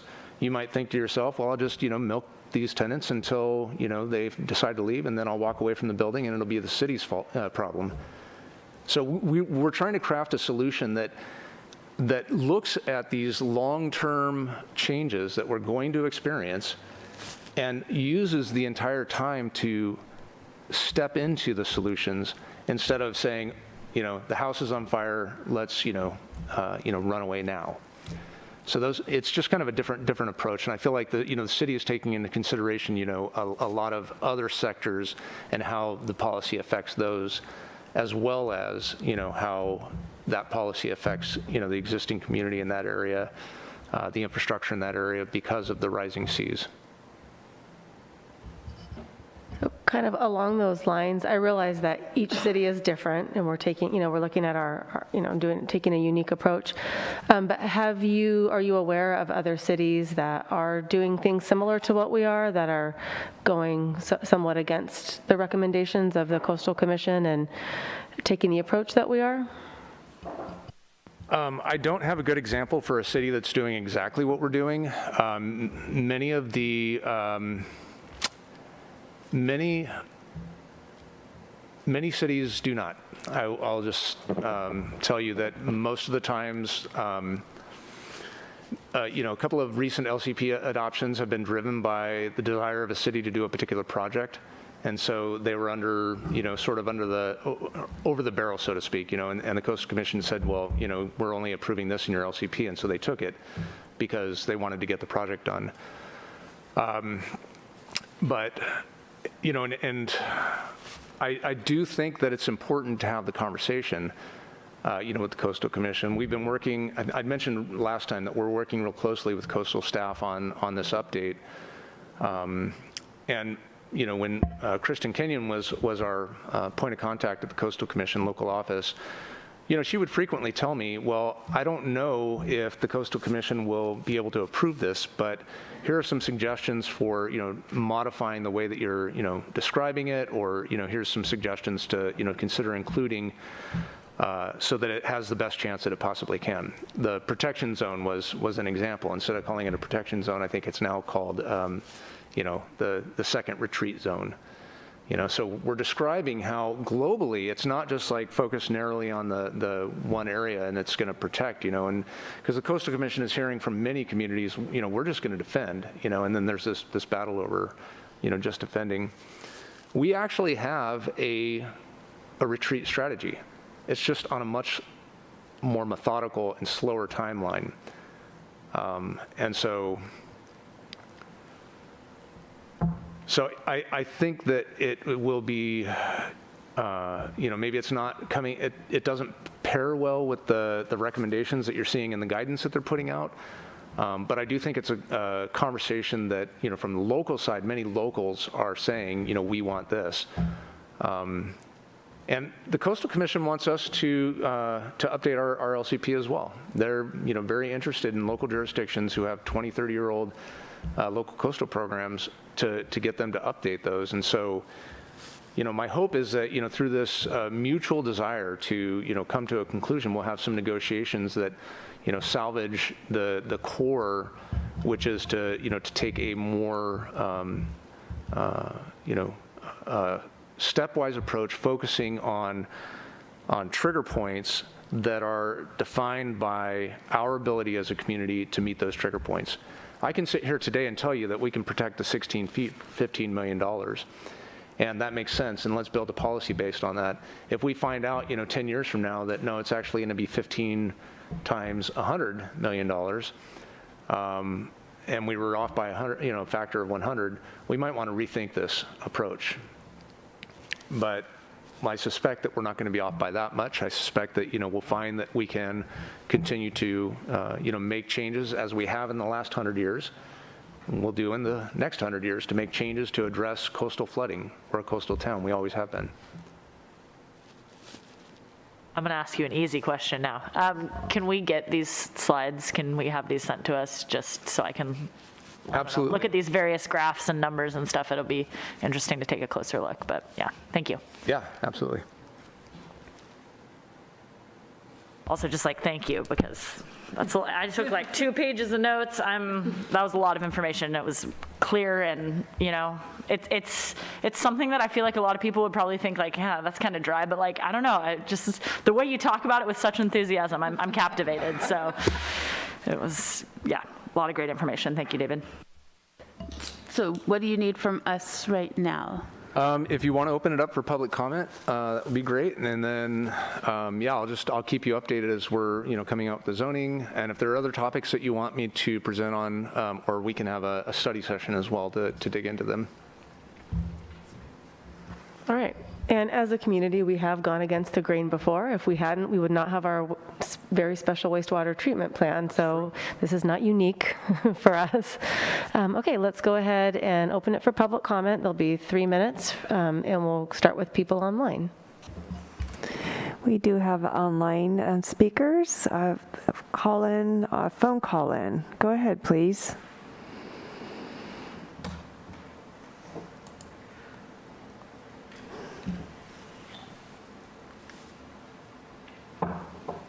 Can you try again?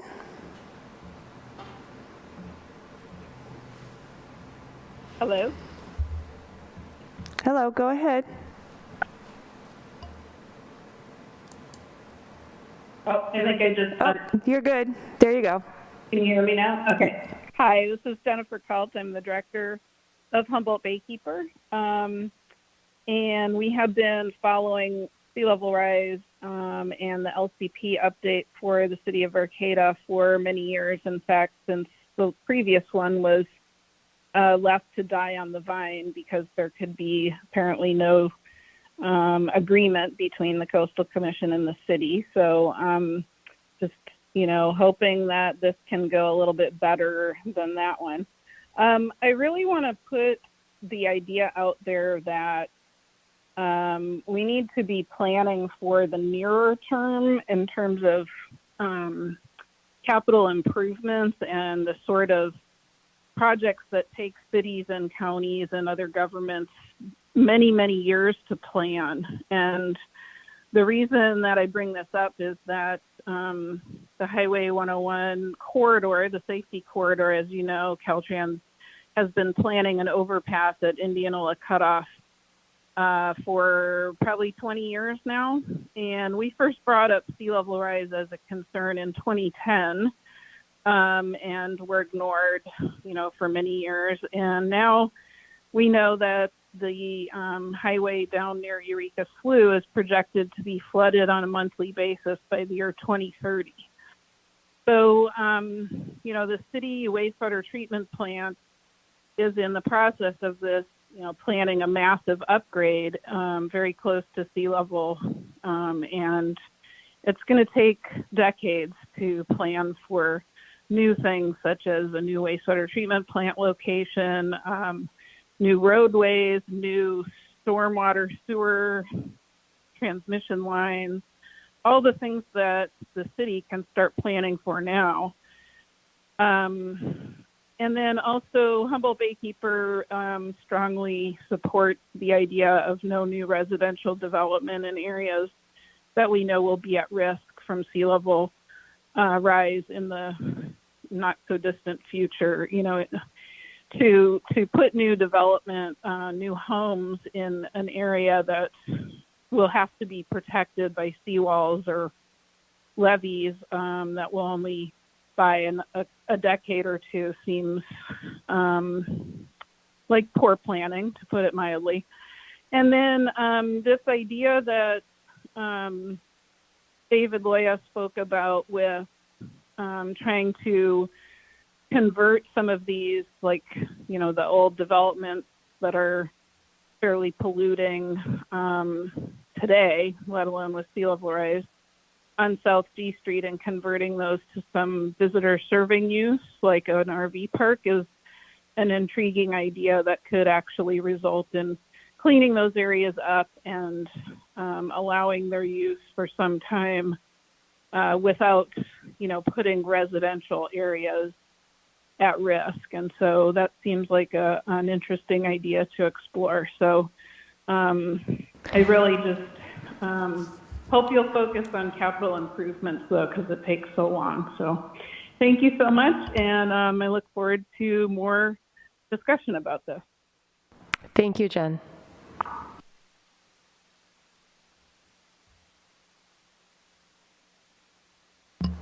Okay, checking for Zoom attendees, the last opportunity to speak on this particular item. Seeing no other. Okay, do we have anyone?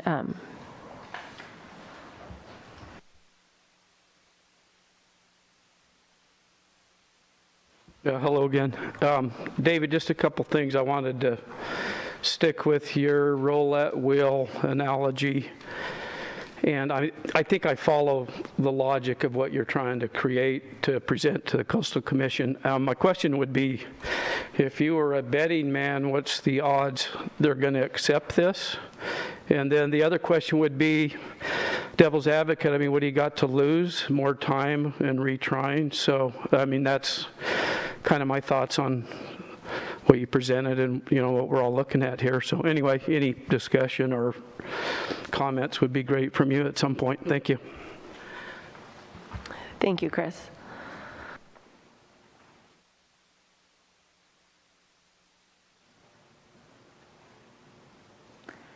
So I'll just make it really brief, but I just kind of wanted to bring to your attention that the Eureka Waterfront specific plan is following, they say they're going to follow the Coastal Commission's guidelines and take their kind of lead on that. So I just kind of wanted to put that out there, that other cities are kind of following the Coastal Commission, and it's right on the waterfront. So maybe talk with maybe them and see what their reasonings are, you know, and what the pros and cons are on that. So anyways, I don't think this should be something that we should be taking lightly.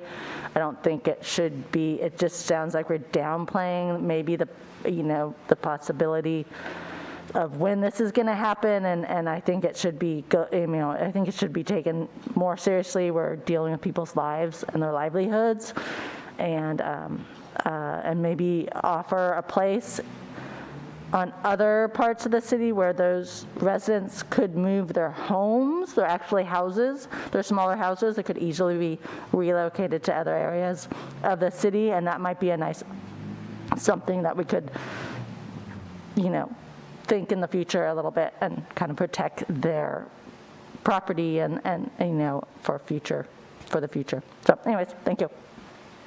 Thank you, Patricia.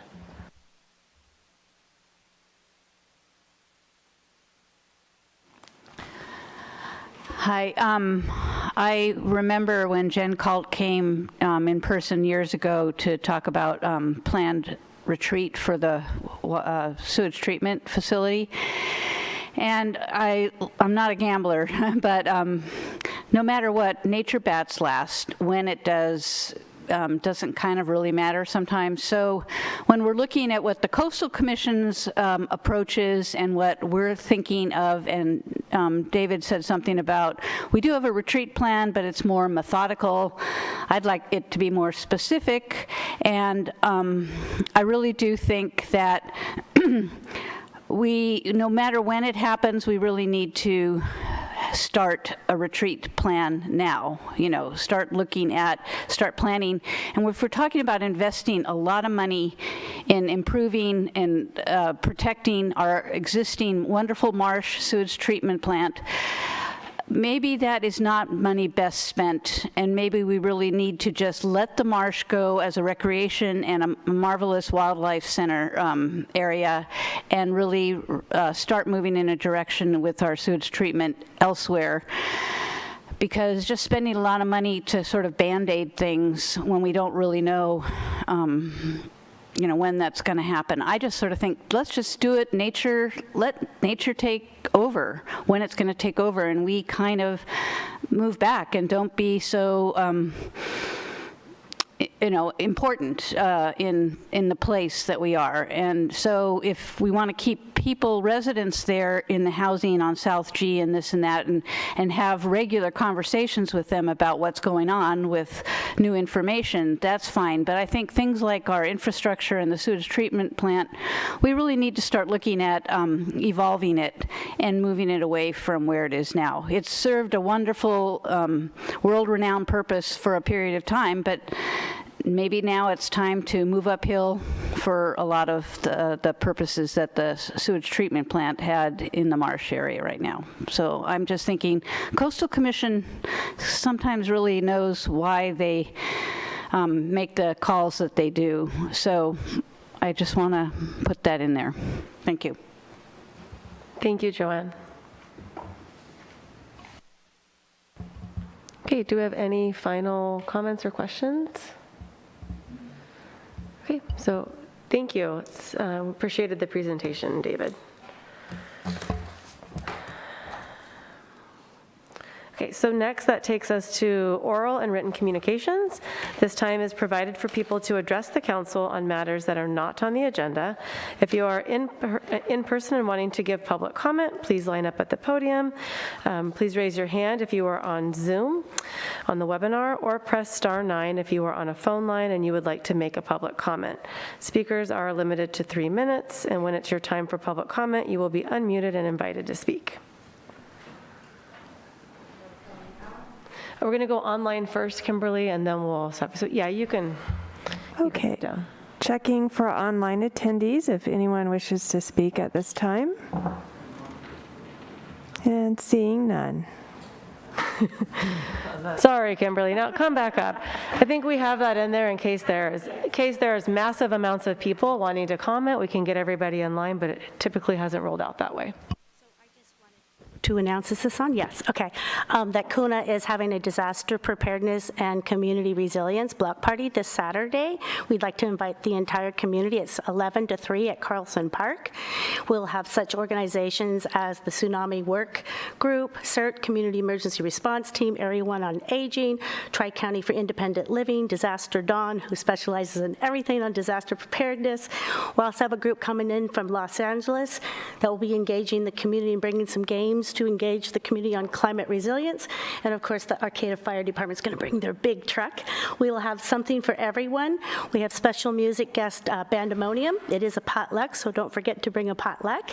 And also for children, the Arcata Playhouse will be bringing the Wonder Wagon. So we just would like to invite everybody to come and learn about disaster preparedness and climate resiliency. Get to know your neighbor. Hope to see you there. Thank you, Kimberly. Is there anyone else in person who would like to take this last opportunity for public comment? Okay. So that takes us to council and staff reports. Item A, we have a presentation by Deputy Director of Environmental Services, Emily Bonvie, and Zero Waste Humboldt on the Food Waste Prevention and Rescue Grant Program. Good evening, Mayor and Council members. We have a number of presenters today. Deputy Director Benvey will be presenting via Zoom, and Jenna Boyce, our Environmental Programs Aide, will be presenting in person, along with members of Zero Waste Humboldt. So I will pass it to Emily and Jenna. Good evening, council members and community members. I believe we have a PowerPoint that is going to be shared in the council chambers. Great, thank you, Jenna. So this evening, I am excited to provide an overview on our CalRecycle funded Food Waste Prevention and Rescue Grant Program. This grant was applied for in partnership between the City of Arcata, City of Eureka, at the time, Humboldt State University, OSNAP, now Cal Poly Humboldt, and Food for People. We had initially written the grant and applied in January of 2019. Next slide, please, Jenna. And sorry, I'm going to squint at my screen a little here. I see the PowerPoint's just a little small on my screen. So we had applied in January of 2019. We were awarded the grant in June of 2019. We started in earnest probably about November of 2019, once we got all the administrative items sorted out. And then the grant ran from approximately November 2019 until April of 2022. The reason why I'm harping on the dates so much is that, as we all know, the COVID-19 pandemic began in March of 2020. Additionally, Food for People had a major sewage disruption where they lost their main facility, and had to relocate early on in the grant term as well. So we had dealt with a lot of grant curveballs. However, we were able to adapt and accomplish all of the work plan tasks, as well as achieve some additional above and beyond grant milestones. Overall, the grant was about $163,000. It supported 8 part-time positions across all the grant partners. Part of the grant activities included developing a bilingual food waste prevention and rescue campaign, which included print, digital, radio, bus ads, and a new website. Initially, we had plans for a lot more in-person outreach. However, with COVID-19, we shifted to mainly radio, digital, and print. Overall, the grants resulted in 273 metric tons of greenhouse gas emissions reduced. It resulted in 203 tons of food rescued. It enabled the purchase and lease of cold storage equipment for both Food for People and OSNAP. I wanted to point out that we were able to reallocate some of our grant funds to support Food for People in purchasing additional cold storage equipment than what was originally budgeted for, to help respond to some of their facility needs. We increased food rescue capacity across all grant partners, as well as really building our relationships among our grant partners. And we were able to hire Zero Waste Humboldt and Juliet Bone and Associates to complete a food rescue capacity assessment, as well as some one-on-one business food prevention and rescue outreach, most recently to help bridge that gap that was impacted by COVID-19's prevention of in-person outreach. With that, I will turn it over to Jenna in person, who will speak more specifically to the grant activities. All right, good evening, everyone. I will jump right in to explain in more detail the project partners and the roles that each of us had. This was a multi-partner collaborative effort. It included, of course, us as the City of Arcata, Food for People, City of Eureka, and Cal Poly Humboldt OSNAP. Each partner had various roles that were really important for incorporating just different parts of the community, and of course for fulfilling our different tasks on the work plan. As the City of Arcata, we were the primary grant awardee, and we, of course, coordinated with all of the different partners as far as scheduling meetings and just making sure that we were all fulfilling our different tasks. Of course, we also managed the grant administration, which, as Emily was mentioning, was quite, it varied throughout the grant project just because of all the unprecedented events. So it was a lot of adapting the work plan, reallocating the budget, and also our regular quarterly reporting duties. And we oversaw the education and outreach by ensuring that content that was created by our other partners was going through all the different media outlets that we had contracted with and was uploaded onto our online toolkit, and just making sure that we were on task for all of our work plans tasks. And then we had Food for People. So they, as many of you probably know, are amazing leaders within our local food rescue and recovery community. They've truly been instrumental in just developing that food network, which is a very tight-knit community. One of the things that they did amazingly was truly respond not only to their sewer inundation event, but also just manage the constant changing safety protocols throughout COVID-19, being leaders in the community and having so many different donation relationships and serving a lot of community members that suffer from food insecurity. I mean, it was so important for them. They played such an important role throughout the last couple of years. And of course, they were able to increase their food rescue capacity throughout the grant period, which was one of our primary goals. One of the reasons we were able to do that, among many others, was of course with some additional grant-funded equipment. And we also have City of Eureka. They were, some of their very talented staff led and created our educational materials campaign. We had initially intended for a lot of the education and outreach to be in person, but it had to really transition and adapt to a lot of online digital media. So they were able to create some really great content that went out in local media outlets. Some of the media outlets we put the materials in were Mad River Union, Time Standard, North Coast Journal, Lost Coast Outpost, and Advanced Sign and Displays, which was the bus advertisement. And they were also stakeholders just in general for the Eureka community, their food rescue and redistribution community there. And we also have Cal Poly Humboldt, OSNAP. They were able to lead and design the creation of our online toolkit, which was a website we created called feedpeoplenotlandfills.net. That has a lot of just information on food rescue and recovery. They also, Cal Poly Humboldt were able to increase their food rescue capacity. They utilized grant-funded student staffers as well as grant-funded equipment. And again, they were also stakeholders for the student communities and food rescue and redistribution within those communities. Here we have some photos of some grant-funded equipment. So first is the Food for People grant-funded equipment. In total, they have 5 different units. The first photo shows a built-in walk-in refrigerator. The second photo shows a reefer container. And then the last photo has 3 different units. It has 2 refrigerators and a freezer unit. And these were in the Food for People temporary facility. And then we have the Cal Poly Humboldt OSNAP equipment.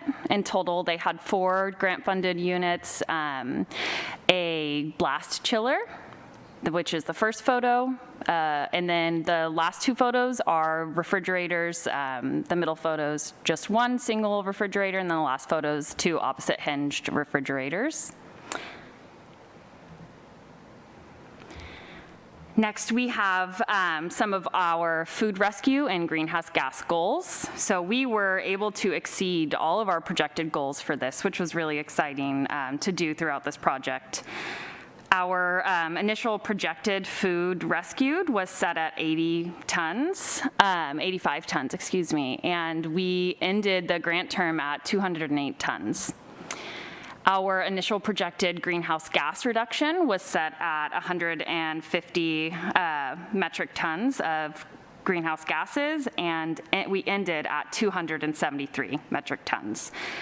So it was really exciting to see at the end of this grant what we were able to accomplish with all of our partners. And then we have some photos just showing different donation and redistribution events. So we have a produce bag that was packed by volunteers of Food for People's mobile produce pantry. This produce was gleaned from Green Spiral Farm, which is a common activity that, gleaning is a common activity that happens at farms to take excess produce or produce that can't necessarily be sold and make sure it gets redistributed. And then on the top in the right-hand corner, we have a Food for People Cowboy Canned Food Convoy. This is one of their large holiday food drives, and it had a really great turnout this past holiday season. Was really important within the community. And then at the bottom, we have Food for People Operations Manager and a Wildfires Marketplace employee with a pallet donation. So again, just some examples of the really important community ties and how it all comes together. And then we see just a graph showing the cumulative greenhouse gas emission reductions throughout the grant period. So again, just really, we truly were able to exceed our goals for greenhouse gases, which is nice. There's always more, of course, more work to be done, but it's nice to see it going in a positive trend. We have some examples of educational graphics here, just 2 examples, and they're done, of course, our wonderful graphics that were created by City of Eureka staff. This was really important to the grant work because, again, we really had to adjust and make everything more digital than was initially planned. So the goal was to create visually appealing educational graphics, that were attainable things that could be accomplished by everyday households to prevent food waste. And so the 2 we have here, one, the top left-hand corner, don't let food go to waste. It's about date labels on products and just common misconceptions that surround best by or expiration dates. And then more on the right-hand side of the slide, we have a proper storage techniques graphic, which just details how to best store your food to prevent any unnecessary waste. And both of these graphics were translated by City of Arcata staff. That was also something that was really important to this graph, was to this grant, was using personnel funds to make sure we're making the educational materials reach as broad of an audience as possible and just be as equitable as possible with the grant funds that we had available. And so more graphics such as these were available on our online toolkit, the website, and they also, these 2 and more went out in all of our local media outlets that we contracted with. We also, one of the silver linings of all of the unprecedented events was being able to reallocate some funds for the contract work that was done by Zero Waste Humboldt and Juliet Bond Consulting. So Zero Waste Humboldt will go into more detail on the projects they did, but they executed 2 contracts with us, one being the food rescue capacity assessment, which the goal was to understand the existing food capacity, edible food recovery systems, and the potential locally for additional recovery, as well as the education and outreach contract, which aimed to give one-on-one food waste prevention outreach to Arcata businesses. And the food rescue capacity assessment, which I didn't mention, but the first contract was both for City of Arcata and City of Eureka, and then the second contract was just for City of Arcata. So next, Maggie Gaynor from Zero Waste Humboldt will be introducing some Zero Waste Humboldt team, and they will be talking more on the work they did for the City of Arcata and CalRecycle grant. Thank you, Jenna, and good evening, Mayor and Council.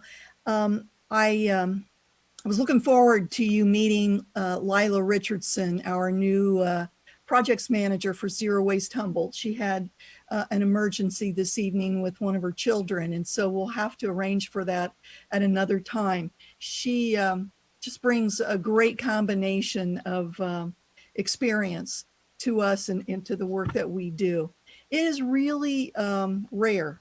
I've worked in many large metropolitan areas consulting to municipalities and rural counties. It is rare for a remote rural region to have zero waste and sustainable materials management expertise locally. So it's been a real pleasure for me to work with the people I'm going to introduce to you now on this team. Our subcontractor, Juliette Baum, is an environmental consultant specializing in clean energy and organics recycling. She assists clients with sustainable project development, project management, and permitting. Juliette's been a valued advisor to Zero Waste Humboldt for a long time, since her years as a Humboldt Waste Management Authority project manager. Her engineering background and commitment to detail has ensured quality deliverables on these projects for the city. And newer to Humboldt County, our zero waste specialist, Shelley Ryder, started work in resource recovery in the mid-1980s. She implemented recycling programs for the city and county of San Francisco before working for the city of Millbrae. At the city of Millbrae for more than 20 years, she initiated and managed a variety of environmental programs, including waste prevention, recycling, composting, and climate protection. Among Bay Area groups working in zero waste, Shelley has a reputation for being very knowledgeable and a great person to work with. We're really fortunate that she moved to Humboldt just a little over a year ago. Next slide, please. And Juliette, take it away. Great. Thank you, Maggie, and good evening to everyone. As Jenna mentioned, the purpose of the 2021 Edible Food Recovery Assessment was to understand how much edible food is currently being recovered and how much capacity there is to expand edible food recovery services. We began by reviewing the work conducted by the Humboldt Food Policy Council, which was formed to focus on food access in Humboldt County. According to the Food Policy Council, food insecurity is defined as households that have encountered difficulty at some time in the past year providing enough food for all household members. In 2018, the rate of food insecurity in Humboldt County was found to be 18%, which is higher than both the state and federal levels. Many families and individuals in Humboldt County face a choice between rent and food assistance helps them stay housed. Given the known impacts of food insecurity and community health and well-being, the need for expanding local edible food recovery cannot be overstated, and this, in fact, is the reason that SB 1383 includes a target for maximizing edible food donations as part of the larger strategy to keep food waste out of landfills. Thankfully, we are lucky to have a strong network of food recovery organizations in Humboldt County led by Food for People. In 2020, Food for People and their network of gleaners and volunteers rescued and distributed 93 tons of edible food that would otherwise have ended up in the landfill. Every food recovery organization reported that they can accept and distribute additional donated food. Food for People estimates a doubling of food distribution services would be required to meet the current level of need in the county. Next slide, please. The second step in assessing edible food recovery capacity was to survey all food recovery organizations and as many food businesses as we could reach to understand the current landscape of food donations. As you can see on the right-hand side of this chart, there are 8 organizations that accept food donations in the Arcata and Eureka jurisdictions. This slide also shows where the current edible food recovery is coming from.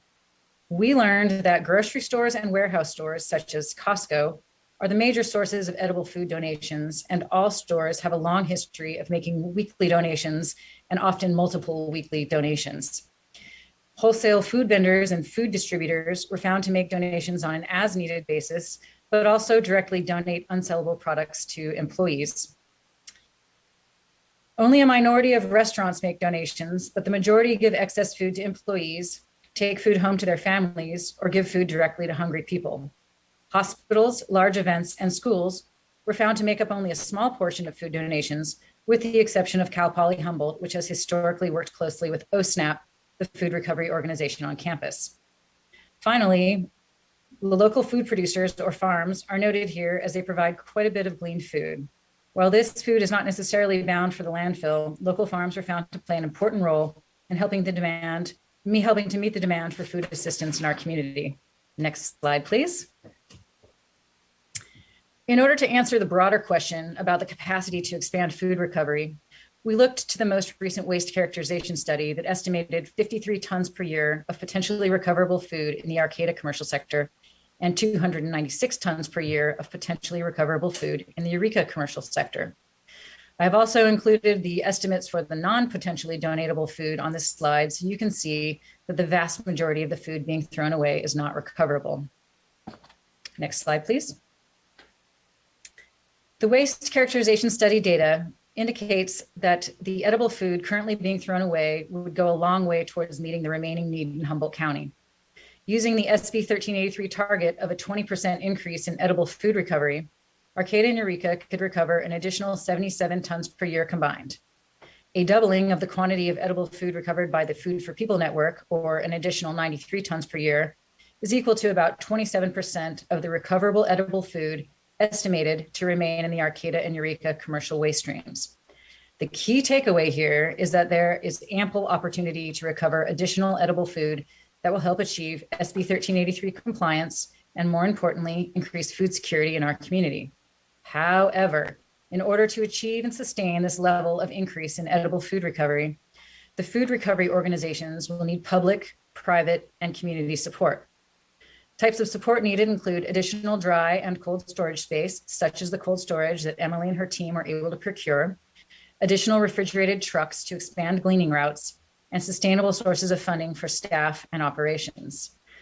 With this in mind, I would now like to turn it over to Shelley, who will be talking about the outreach conducted to food businesses. Thank you. Shelley? Thank you, Juliet, and good evening. The second part of the project was conducted from January through the end of February of this year and consisted of conducting outreach to food generating businesses in the city to provide owners and managers with information and resources on preventing food waste, on where to donate edible food, as well as how to track it, on the farmers that collect food waste as animal feed, as well as on the current compost collection services and the materials they accept. We reached out to over 100 food generating businesses, and that included 6 grocery stores, 7 food vendors, 50 restaurants, 12 schools, 4 hotels, and 6 of the largest event planners, as well as 13 caterers and the Mad River Community Hospital. We met with 55 of these businesses in person, and I just have to say that the businesses were fantastic and we really enjoyed talking with them. And in spite of COVID, the businesses were very interested and receptive to the information we were providing. We asked the businesses about their current food donation practices as well as waste prevention efforts, and we asked about their recycling to be comprehensive so that we could benchmark all of their current practices. Next slide, please. We provided the city with a benchmark of all of the businesses, and we included a detailed database and waste reduction and outreach tracking tool and a comprehensive report with recommendations. Each of the businesses, whether we met with them in person or we talked with them on the phone, we gave them an information packet. And that included an introductory letter from the city informing them about the project as well as Zero Waste Humboldt's involvement. We also gave a food waste prevention information sheet, and that was in English and in Spanish. And it had a lot of resource information on where and how to donate edible food, on the compost collectors. And on the reverse side, we had a record-keeping template to be able to track edible food donations. We also created and provided a handy refrigerator magnet, and this included a summary chart of the edible food recovery organizations and the compost collection service providers. And on the screen on the lower right, you'll see an image of the magnet. And on the next page, you'll see the information sheet. Next slide, please. We also, the project also included creating a webpage on the Zero Waste Humboldt website dedicated to business food waste reduction resources and information.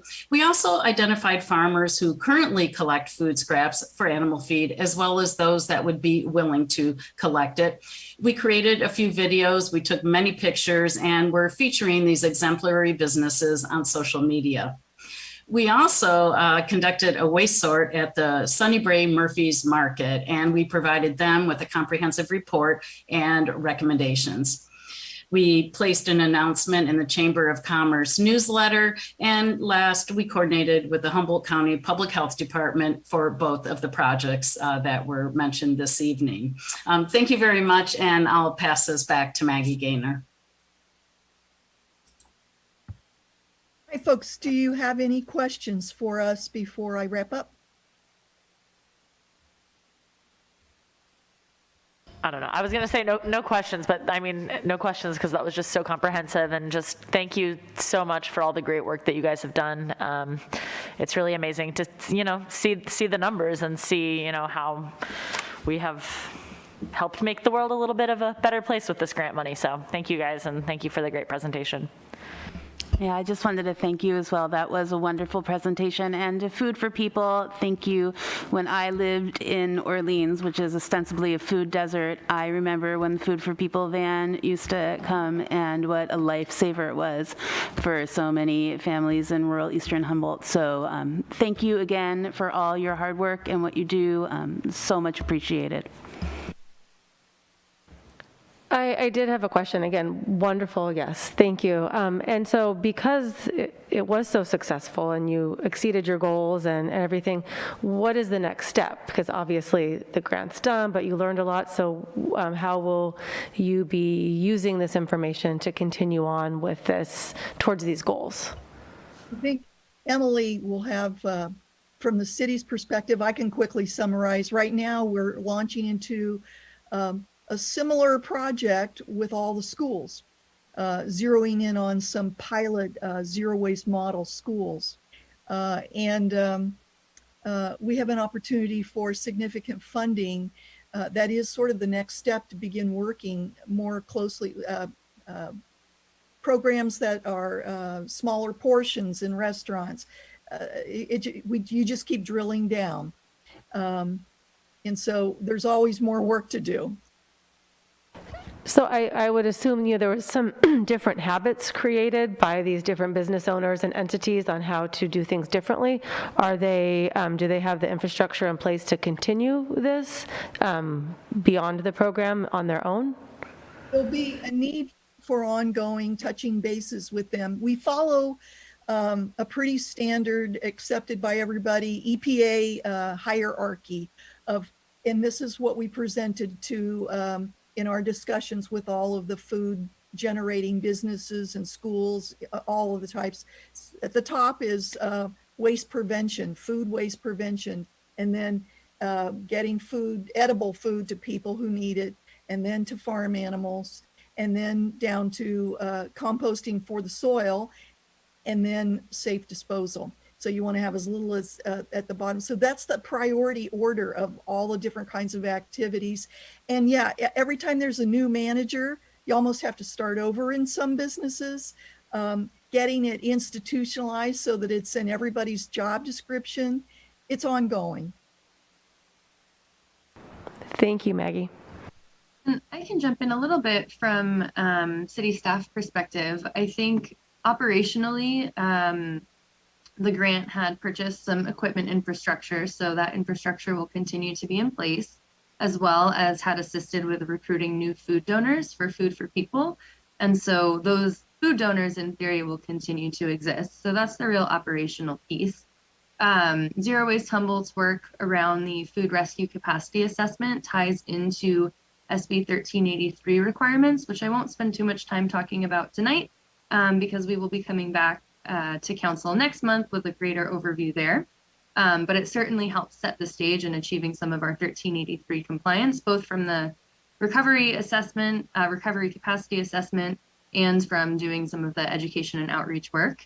And then the last piece that I really want to touch on as long-lasting impacts is the relationships that this grant had created. So prior to pulling together and applying for the grant, certainly we had worked with Zero Waste Humboldt before, as well as Food for People, City of Eureka, and OSNAP. But through this grant work, and particularly through weathering all the different challenges over the course of the grant and adapting to different changes and working as a real collaborative team, I feel like the relationships that were strengthened through the course of that work will pay dividends in the long term. So I really wanted to touch on that as well. Thank you. Thanks, Emily. And I know that I'm so proud of the restaurants that you guys have formed relationships with. And I know that we're talking about food waste right now, but now that we've established such great relationships with these restaurants, it would be wonderful moving forward if we could also get them to focus on disposable flatware and to-go items and kind of have that be a next logical step. Could I just say that this month we celebrate Earth Day, Earth Week all month long, and environmentalists don't do a particularly great job of celebrating because there's so much to do. And in Arcata, one of the pleasures in working with the city of Arcata and its staff over time is that, and this was the case in this immediate grant program, it's about more than just meeting minimal compliance and really going for it. And I just want you to know the staff continues this tradition, and it's been a pleasure to work with environmental services. So thank you for the opportunity to do what we do best and work for our mission of zero waste. Well, we will celebrate you and your staff. Thank you so much for all you do.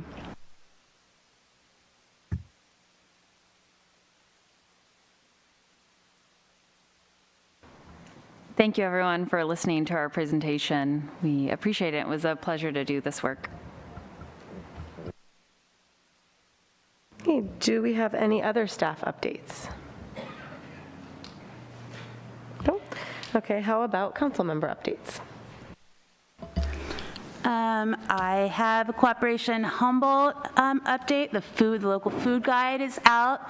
It's been worked on really hard, and it's wonderful. I encourage you to look out for it. It should be everywhere, but if you need a special copy, let me know. As far as chamber events, I'd like to take the opportunity to publicly acknowledge and celebrate Molly Steele, who is resigning as the executive director of the Chamber of Commerce. She gracefully led the chamber through COVID-19 and has implemented so much with the great board of directors of the chamber. So thank you, and I would be remiss if I did not express my heartfelt sympathies and condolences to Donna Wright, who is the executive director of the Eureka Chamber of Commerce, who passed. So